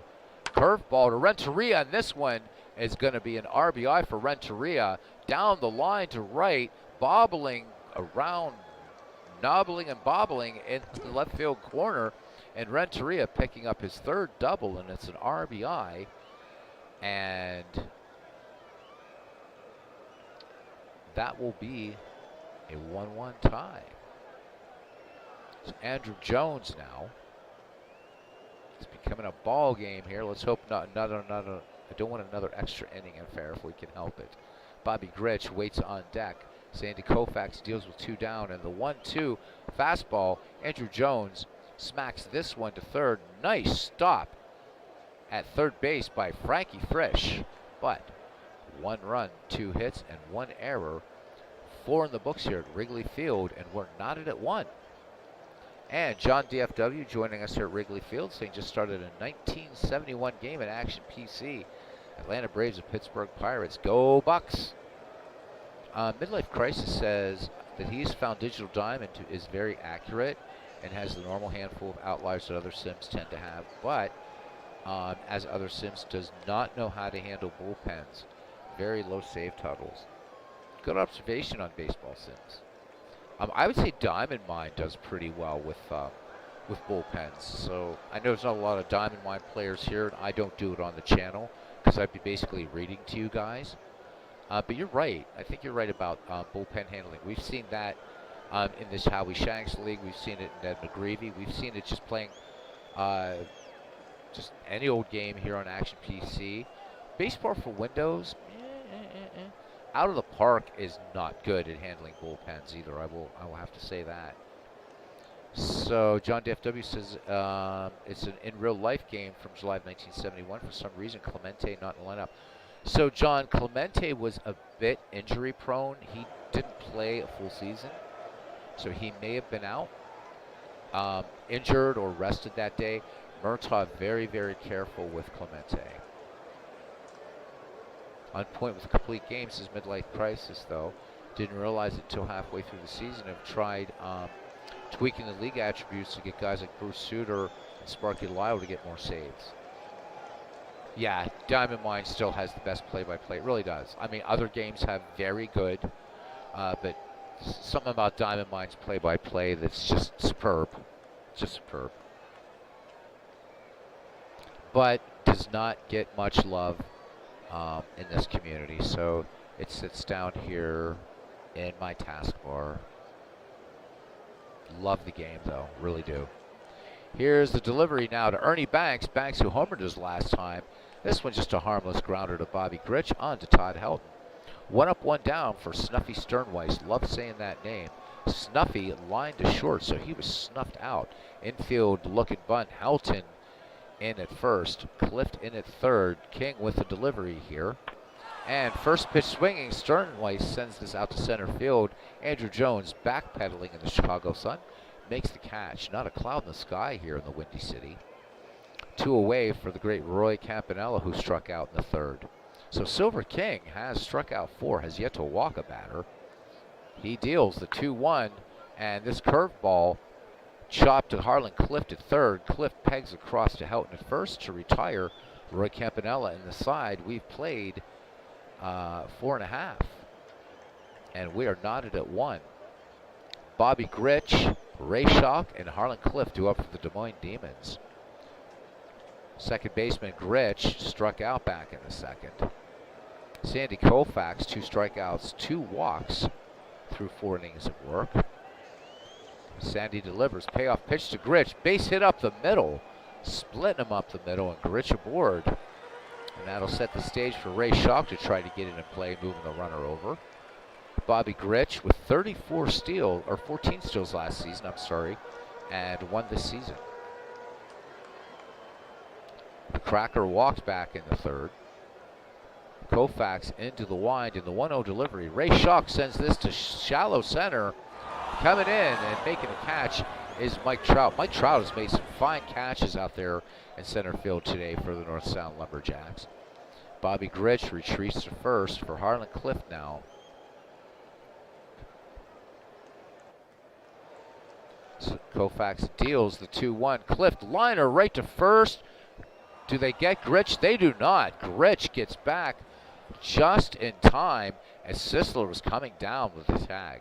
So Grich just avoids being doubled off in the lineout. Midlife Crisis, says Mark, talking about the programmer Digital Diamond, has a program to actual real-life percentage pitch counts, but it doesn't work when a guy like Sparky Lyle averaged 1.1 innings pitched per outing, but had the ability to go 3 to 4 innings.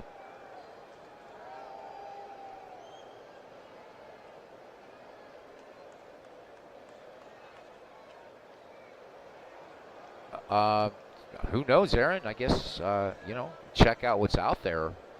I mean, I would say, Aaron, with I don't know that Diamond Mine is accessible, so I don't know that Diamond Mine would be the best choice for you. You could check on just Diamond Mine Baseball and see if it is accessible for visually impaired. It is it's a Windows native game after all, and it's got a great play-by-play with it. No sound or anything with it at all, so I don't know if that's your best choice. I don't know, Aaron. A lot of guys talk about PC Replay Baseball. Out of the Park could be a choice for you. I think with Out of the Park, you might be missing a bit, though. I'm not sure. But, you know, buddy, between Action PC and Baseball for Windows, you got a hell of a lot of baseball to play, man. That's for sure. Who knows, man? So many great things. PC Replay Baseball is supposed to be good. I've tried it twice. I don't like it, but so many others do. That might be something for you to consider. Bobby Grich into his lead at first. 2 down. Koufax deals to Bullet Joe Rogan. The 1-2 fastball, and Rogan not able to catch up on this one. Koufax records strikeout number 3. Inning over. We go to the 6th. We're knotted at 1. Frankie Frisch will lead it off here, and then Ben Chapman and George Sisler. The Fordham Flash doubled back in the 3rd.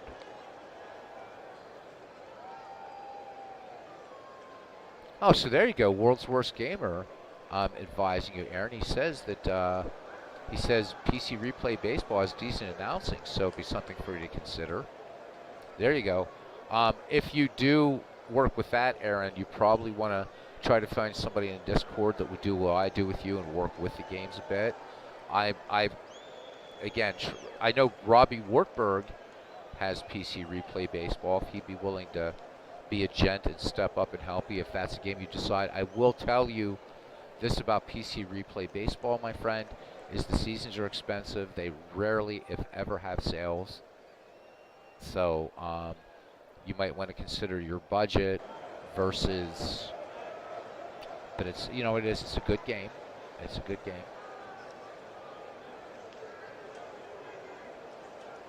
Maybe what I'll do, Aaron, in our Dropbox, just for fun, maybe I'll drop in either Strategy Baseball for you or Pure Sim. Just warning you that they're both a bit buggy.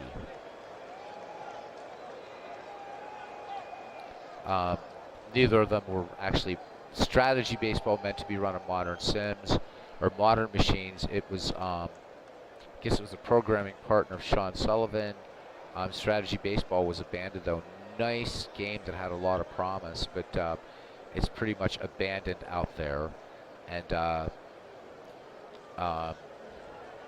hate when this happens. Pure Sim Baseball was released to the community, I believe, in 2015 or 2016 by Sean Sullivan. All right, so Silver King now deals to the Fordham Flash. And Frisch swings in the first pitch, grounded to Renteria. Renteria up with it, barehands it on to Todd Helton for the first out of the inning. Back at the top of the order now, DH Ben Chapman, who's grounded to second. And fly to right center. Silver King brings it. The 1-2 curveball, high pop fly in the infield. This one could bring rain on a sunny day. Renteria calls for it. Can of corn, 2 up, 2 down for George Sisler. So Gorgeous George fly deep down the left field line and grounded back to the pitcher. King brings it home. Count even on Sisler. Sisler sends this one into the corner and right for the 3rd out. We go to the bottom of the 6th, and we are knotted at 1. It must be my lot to do tied games here tonight. As Todd Helton steps in now. Helton, perfect 2 for 2 at the plate. Koufax with the 1-2. Helton cuts and misses on a big fastball there by Sandy Koufax. So that's strikeout number 4. And here's Frank Robinson, nothing for 2. Koufax into the wind in the 1-2. And back-to-back strikeouts, a swing and a miss. And Koufax now finding Sandy Koufax, if you will. 5 strikeouts. And here's Giancarlo Stanton now. If you let Koufax get into a groove, you're in a world of trouble. Stanton has flied out both times to deep left center. Koufax toes the rubber. Fastball, 1-2 pitch. This one sent high, deep, and so far gone out of Wrigley, it's not even funny. Giancarlo Stanton sends this one about 362 feet. And it's a 2-1 Des Moines lead here in the bottom of the 6th inning.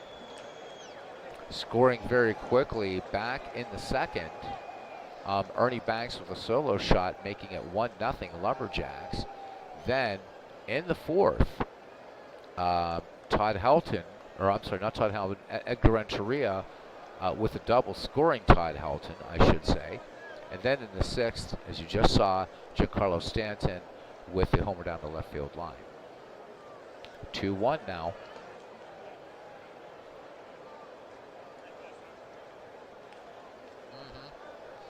Good point.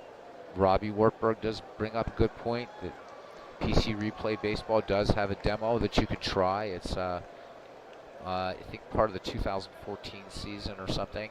And in fact, they require you to try the demo, which again, also if you look on Robbie's channel, he did start a tutorial on PC Replay Baseball, but there was just the one.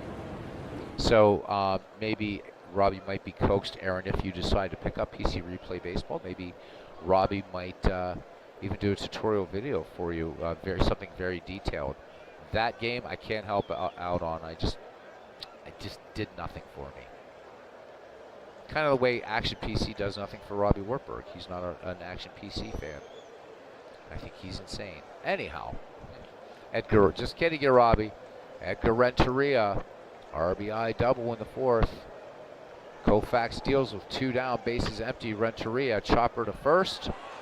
And taking to the bag himself will be George Sisler. However, 1 run, 1 hit, no errors. 6 in the books here. The Des Moines Demons 2 and the North Sound Lumberjacks 1. The Lumberjacks again coming into this game at 10 wins, 7 losses. The Demons 9 wins, 8 losses. So good matchup here. Mike Trout will start it off here in the 7th. Trout has flied to deep left center, deep left center, and line to third. Shock sets the target. Silver King into his wind in the 1-2 delivery. Spitball, and Mike Trout. Great play by Edgar Renteria, diving stop, and the hard throw on to Todd Helton. So Renteria showing why he's a 10 out there at shortstop. 1 away. Ryan Braun thus far today hitless. He has flied out and struck out.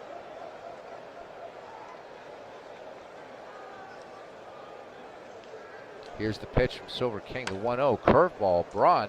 Oh, great play by Harlan Clift. Diving stop, fields it, and throws on to Todd Helton. So the left side of the infield for the Des Moines Demons putting on a regular circus performance here. So 2 quick outs here for Sammy Sosa. Sosa struck out twice and also committed the lone Lumberjacks error. So Sammy not exactly shining today as he returns to Wrigley Field. King deals the 1-2 fastball, and Sammy swings on this. We go to the middle of the 7th. Your score, the Demons 2, the Lumberjacks 1.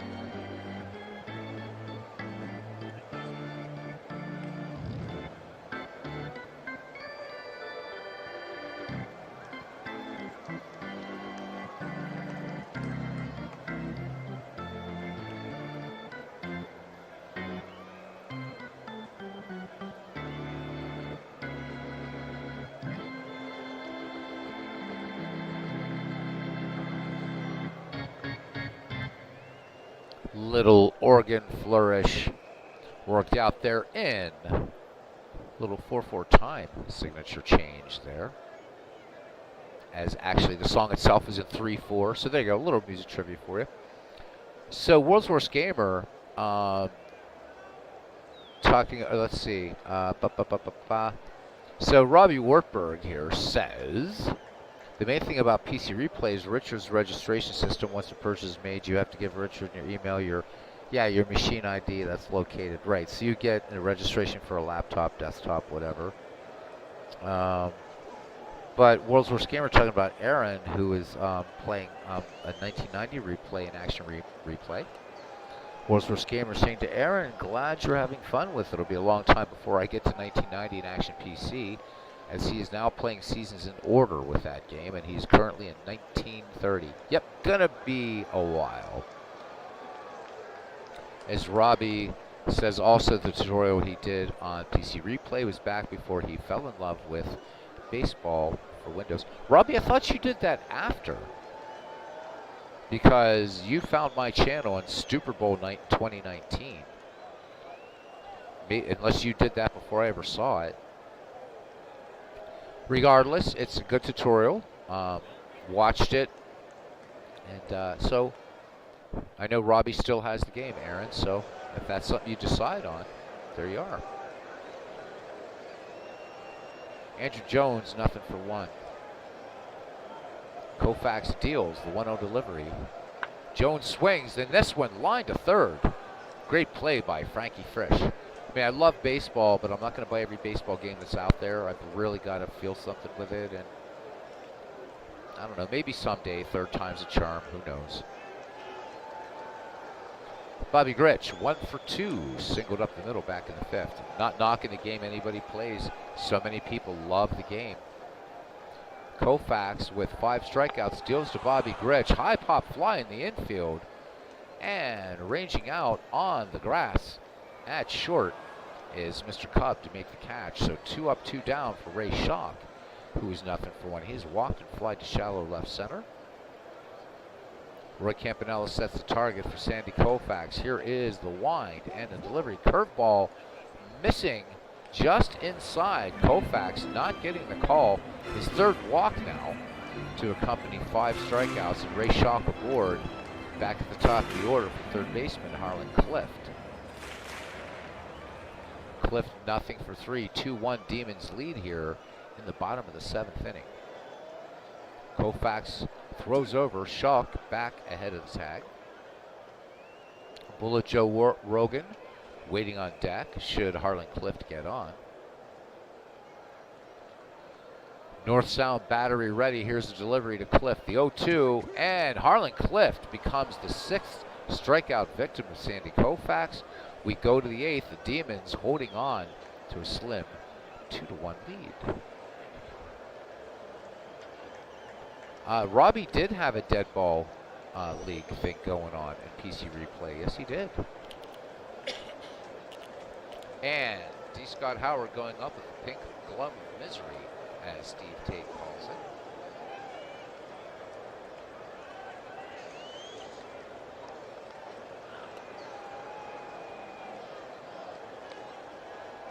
So Ken Castro, or Big Clue, talking to Ken about who's on his team, and he says Ken Castro, big swing and a miss on the Reds.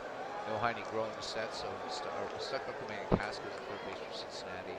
Barty, Clue, Fry, McMillan, Frank Ross. Oh, okay. For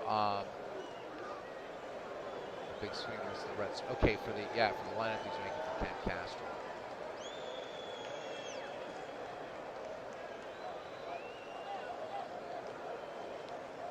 All right, so Stan Hack. Interesting. So Ernie Banks is going to get lifted here for Stan Hack. Is that right? I want to make sure. I see 4 gloves going up. I want to make sure you're lifting Ernie Banks here. I mean, MV lifted Joe Morgan for Kenny Lofton, and it worked out for him. Just making sure. Please confirm you're pinch hitting for Ernie Banks. Okay. Big no. Okay. Whew.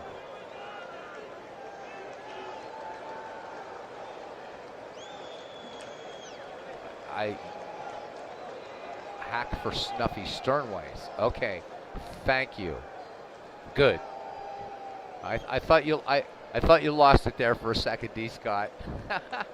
All right, so Mr. Cobb, 1 for 2 with a homer. So, all right, Silver King.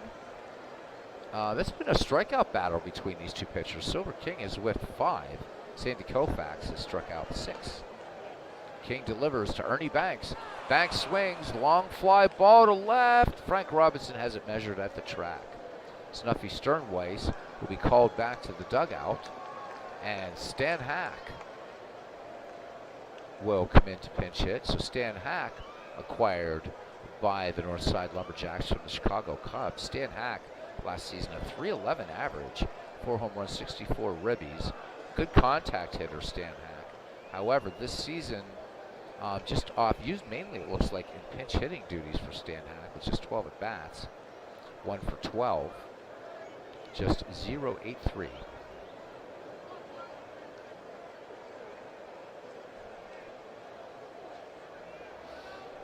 John DFW says nothing will surprise me after someone pinch hit for Ty Cobb.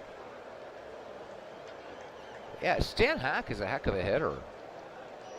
World's Worst Gamer says true professional hitter Stan Hack. Loved using him in 1945. All right, Hack in there, bats left. See if he can hack one off of Silver King here. The wind in the delivery, the 2-0, and Stan Hack comes on and making D. Scott Howard, manager of the North Sound Lumberjacks, look good. Stan Hack promptly gets the base hit, and Hack has some wheels. So last season, 14 steals, 1 thus far this season. Roy Campanella to bat now. Stan Hack with a good lead at first. Infield's guarding the line here in the late innings. King fires it in, the 0-2. Campanella, big swing and a miss. That's strikeout number 6. Both King and Koufax each at 6 strikeouts. Silver King, no walks though. Fordham Flash now batting with 2 down. Frankie has doubled and grounded to short. He sets and throws over. Stan Hack back ahead of Todd Helton's tag. One more time, now he comes home. The 0-1 fastball and hit and run was on Bobby Grich. Has it for the out. We go to the bottom of the 8th, and it's still the Des Moines Demons 2 and the North Sound Lumberjacks 1. Bullet Joe Rogan, Todd Helton, and Frank Robinson due up here. So the power coming up for Des Moines, number 2, 3, and 4. Hack to third base, Frisch to second. You got it. Okay, so Hack will play third. And you want Frankie Frisch at second. Gotcha. Where'd you go, Frankie? There you are. Okay, lineup set. Everything looking copacetic, so Stan Hack stays in at third, Frankie Frisch. Again, look at what he's rated. Frisch can play second, third, and short, rated 8 at each position. So very, very strong infield for both teams, really. Sisler over at first, one of the all-time greats. All right, Bullet Joe. Nothing for 3. Here is the wind by Sandy Koufax in the 2-1 to Bullet Rogan. Fastball lined, and Ernie Banks right there to make the catch. 1 down here in the bottom of the 8th. Todd Helton 2 for 3. Struck out his last time up. Sandy Koufax into his wind and fastball, and this one smacked all the way to right field into the ivy for extra bases. Helton rounding second, and Helton is going to have himself a 1-out double, it seems. Yep. Double number 7 for Todd Helton, and potential third run now in scoring position for the Des Moines Demons here in the bottom of the 8th. And it brings up Frank Robinson, whose bat has been silent. He has struck out twice and grounded to short. Helton at second with 1 steal this season, not known as a base stealer. Koufax brings it, the 2-1. Change up. Robinson sends this one to medium deep center. And making the catch is Mike Trout. Helton will remain at second. 2 down now for Giancarlo Stanton. Stanton blasted a homer out of here in the 6th, giving Des Moines the 2-1 lead that it still holds. Renteria waits on deck. Helton into his lead at second. Sandy Koufax. Payoff pitch coming. Fastball. And this one up high, missing. 4th walk by Sandy Koufax. And here's Edgar Renteria.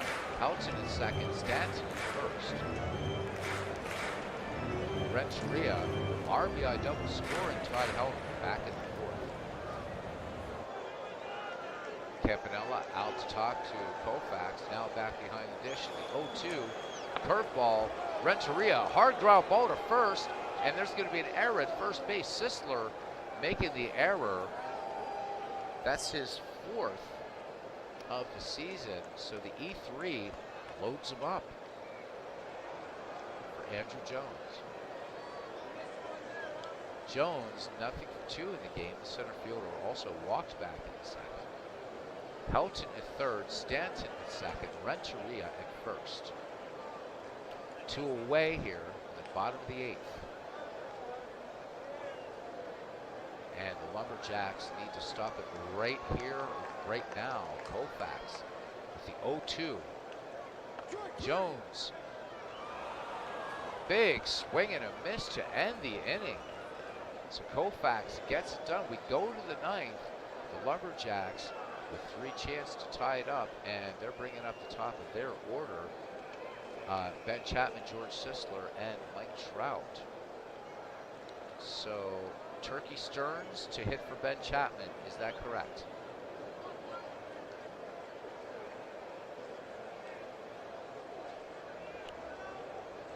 Just want to make sure.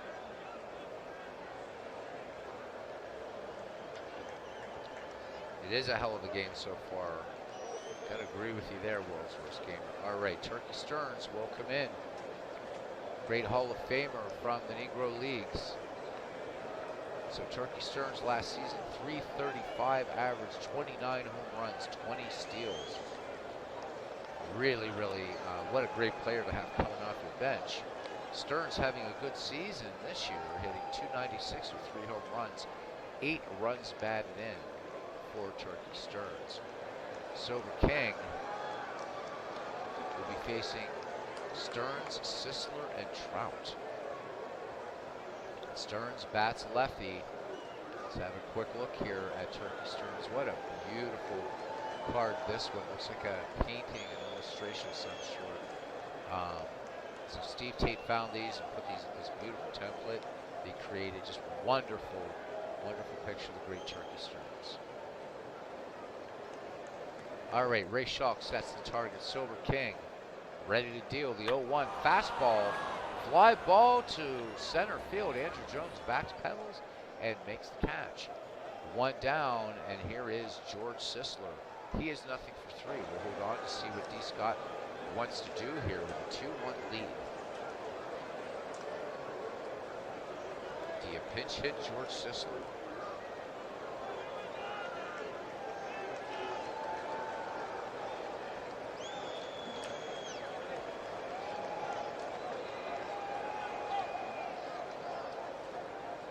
Okay, Sisler will hit. And here we go, Silver King toes the rubber. The 0-1 fastball, Sisler, high fly ball to center field. Andrew Jones, cans of corn out there in the center pasture. And it's down to Mike Trout. Trout with a swing of the bat could tie it up. Trout has yet to hit a home run in the season. Hit 39 last year.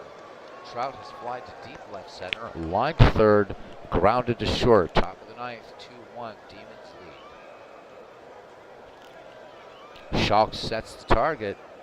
Silver King ready to fire it in. The 0-1 spitball, high fly ball left field, and Frank Robinson has it. And the Des Moines Demons edge the North Sound Lumberjacks 2-1. Fine baseball game. So North Sound will fall to 10-8. Des Moines improves to 10-8. So it'll be fun to see these teams. They'll face off again, I believe, in the next game on our calendar. Sandy Koufax gets the loss. He drops to 1-2. Silver King gets the win and improves to 3-2. Ernie Banks for North Sound goes 1 for 3 for a homer. For Des Moines, Giancarlo Stanton 1 for 3 with a round tripper, and Todd Helton 3 for 4 with a double. So let's have a look at pitching here, and we'll get ready to close it down then.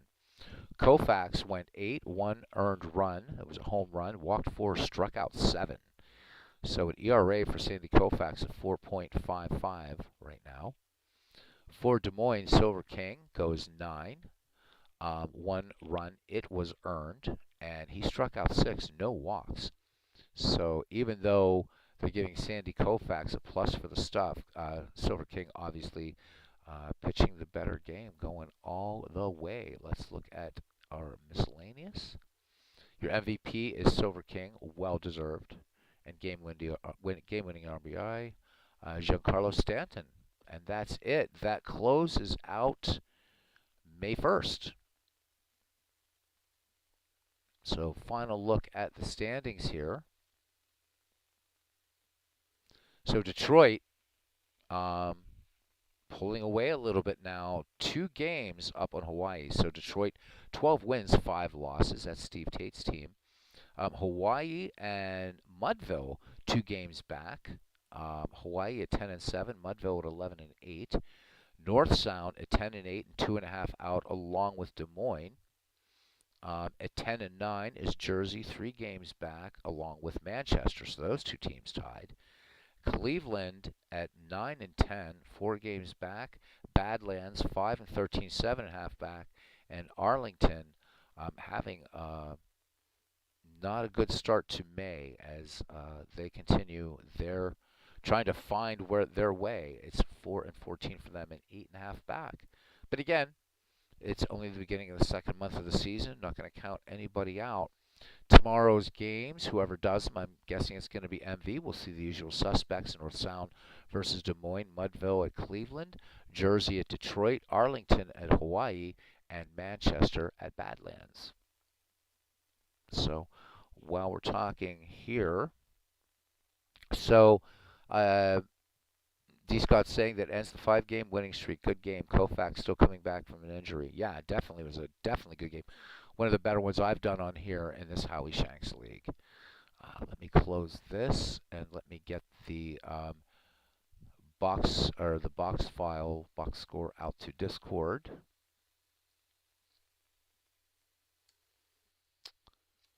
Probably going to be doing some MLB The Show here and there on the channel.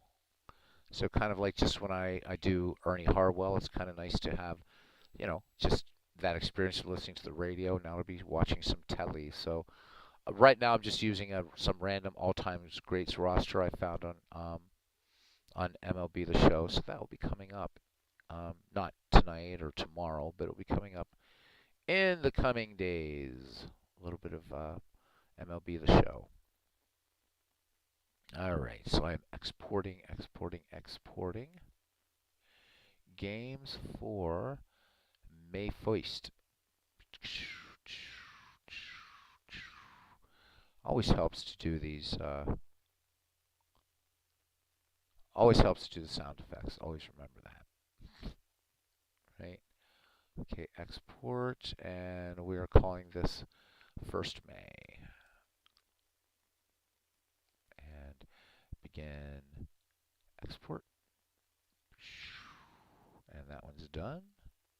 And now we just put it up on the Discord for MV, which I would say look for MV to do a broadcast. Oh well, there we are.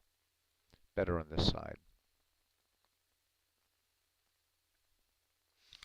One thing we can all agree on, no matter what baseball sim you're playing, whether it's cards and dice or digital, you know what? It's your own thing. And create what you want and have fun with it. So I got to work on a Pirates roster, it seems, tonight. All right, there we go. Shanks Bingo League 512. And where's that BBX file? 1st May, there it is.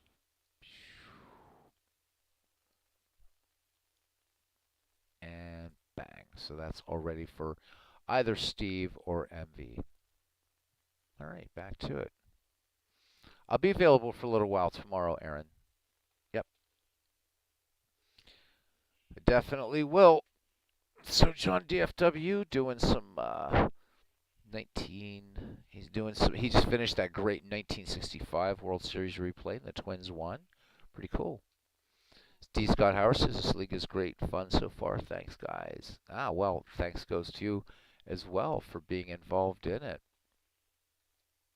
So I guess what we're doing with this, unlike McGreevy, we're just going to keep, because we have 3 broadcasters and we bring back McGreevy in July. I'd like to see if we could have 2 other people who would like to do some Ned McGreevy games. I know they might be out of the comfort zone of a few, being dead ball in 19th century, but maybe you think about it. It's a great learning experience and a lot of fun. I think most of the people in here, though, that do know the stuff, they're not content creators. That's the thing. I mean, I know Big Clue would feel totally at home doing dead ball in 19th century, as would Cousin Ken. But anyhow, what I was going to say is because we have 3 broadcasters in this, we may not be simming entire months. Don't know what the other 2 guys want to do yet. And, of course, Big Clue, being the other commissioner in this game, has a lot to say. So stay tuned, guys. It's been a lot of fun. And I think will continue to be. I am working on the moving this also into Out of the Park 24.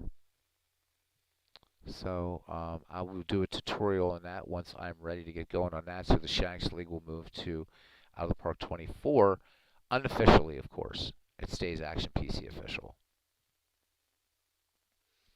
Well, Robbie, I work too. I'm just saying, dude. I mean, but it's up to you.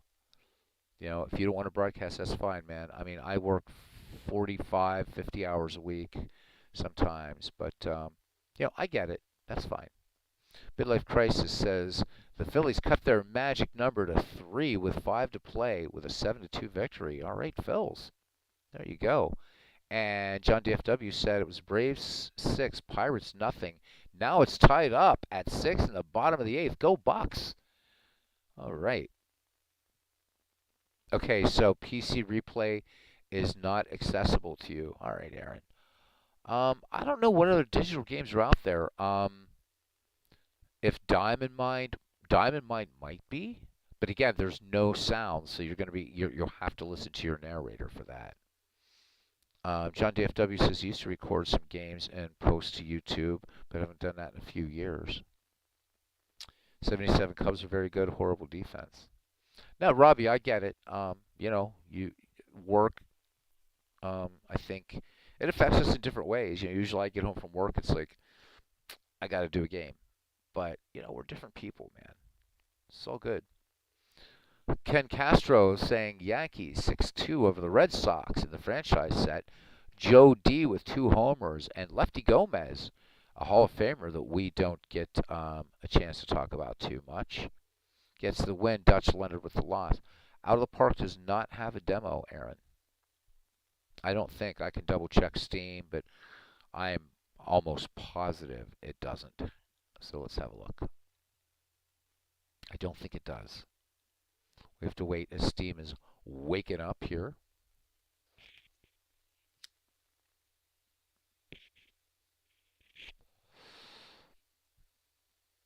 I'm not sure about how narrator integration even works. Maybe we'll poke around in Out of the Park for a second and look. And I'll let you know, Aaron. I will let you know as we'll muck about with it. It goes on sale a few times a year. I know around the All-Star break, you'll see it for pretty cheap near Christmas. It will get down as low as $6. Probably the biggest bargain there is.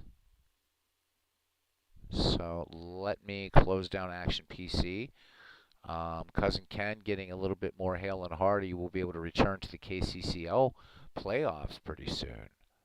All right, let's go to my Steam library and let's go to. Oh, I didn't want to actually do that. I was actually starting it Out of the Park 20. Actually, I will, Aaron, because I want to see if this even has a narrator.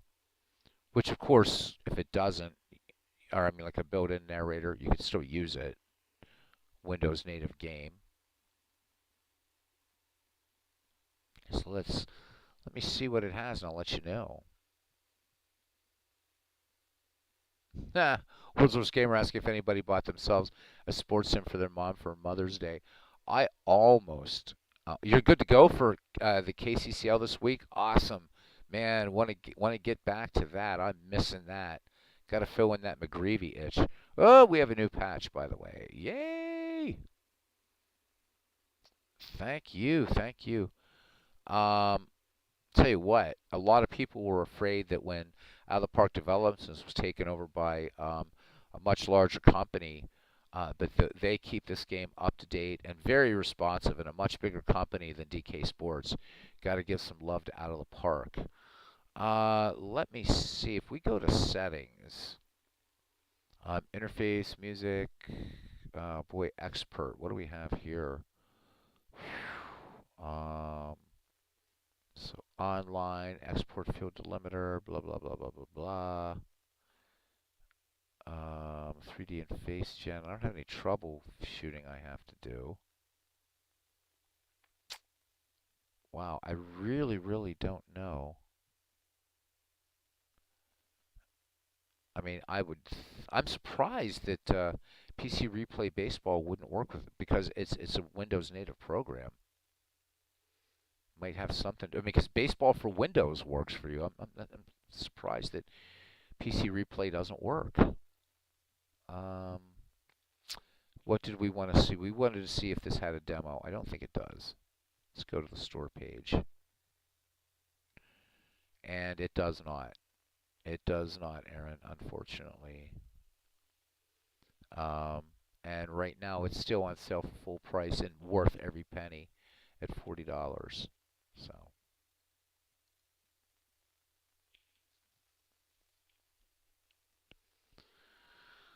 So yeah, World's Worst Gamer. So MV's been trying to convince me that MLB The Show 20. So I have 22 and 23, but he's telling me MLB The Show 20 has tons, and it does. I looked; it has tons of cool rosters, and it's like $19. I almost picked it up today, but I don't know. Legend says it was good. The improvements that are in 22 and 23 are pretty significant. So I don't know if I'll go down that rabbit hole. So there we go. 3 of my favorite games got some love today. Baseball for Windows, Action PC, and Out of the Park 24. Didn't play a game, but at least got to see it. Thanks, guys. It's still early as far as I'm concerned, so I hope you guys roll up a game tonight, play something. I'm guessing nobody is, because Robbie's got to work tomorrow. He won't be broadcasting tonight. Don't know if Aaron Reed has anything coming up. Don't be shocked if I come back with a Baseball for Windows game later, just because I'm kind of on a baseball jag right now. So that might happen, but if not, see you gents tomorrow for a little bit of afternoon baseball and even some evening baseball, I'm hoping. Yeah, Out of the Park goes for $10. It is around the All-Star break. And, I mean, the stuff you can do with Out of the Park is insane. This thing is the best bargain in baseball sims there is. Just absolutely. We'll see, Robbie. Not sure yet. I might. I mean, it'd probably just be you and me on there, but I might come back and do one. I have to finish assigning ballparks in this new all-time franchise that I have, that I forgot that I had, that has all 30, but the way it does it is Baltimore has its own all-time great lineup, franchise, whatever. St. Louis Browns do. The Minnesota Twins have their own. Washington Senators have their own. So I've never seen one like it. They usually combine, like, the Twins and Senators and the Orioles and Browns, but this one doesn't. So did a game earlier today, Athletics and Senators. So I might be back. Okay, guys, midlife crisis hitting the haze. He says it was good to hang again. Thanks, Beatles. Be safe, everyone. Absolutely, man. So thank you to World's Worst Gamer, Robbie Wartburg, John DFW, of course, the heart and soul of our channel, Ken Castro, World's Worst Gamer, Aaron Reed. If I say her name twice, that means, it's all good. Midlife crisis, we always have to say goodbye to each time in a chat, apparently. D. Scott Howard managing a fine game tonight, big clue, and the William Blake puns going along with it. I'm going through this pretty quickly. I don't want to miss anybody, but I know Clee Baseball Fan 879 was here tonight. MV was here. RJO Network was also here, thanks to him. Todd B. I completely missed Todd B. When the hell did he come in? Oh, well. Sorry I missed you, Todd. Damn. Boy, now I feel really badly. One of our managers comes in and I missed him. And Bears Den 007 was in for a bit, and that's as far back as I can go in this 3-hour and 54-minute stream. Robbie will get to close it out with the final one. And he says he's thinking of nixing the as drafted Howie Shanksley in Baseball for Windows and drafting your something. Yeah, I kind of suggested that, dude. Do your own. Do your own, man. Because you're going to have to make too many allowances because from 1998 to 2022, that's just way too many seasons to, 24 years there that you would have to fill in. So do your own, man. Start it earlier. You don't even have to start at 1880. Start it back at maybe start at the beginning of the National League in 1876 and run yours from 1876 to 1997. That's a lot of seasons. So, yeah, keep us abreast with what you're doing, Robbie, and maybe after the baseball season, we'll see some broadcasts from you again, I guess. So maybe we'll look for you in October as far as that goes. Yeah? And I'm waiting for an email back from Digital Skybox because now I can't access the stupid site, which I just paid for in January. So hopefully he will get back to me. It's not in saved passwords. It uses a different way to get into the website, which kind of pisses me off. So, all right. See, Ken Castro is asking, as world's worst gamer, asking you, Robbie, to bring back the Federal League replay. Both of them asking for that. Robbie, I would just tell you this.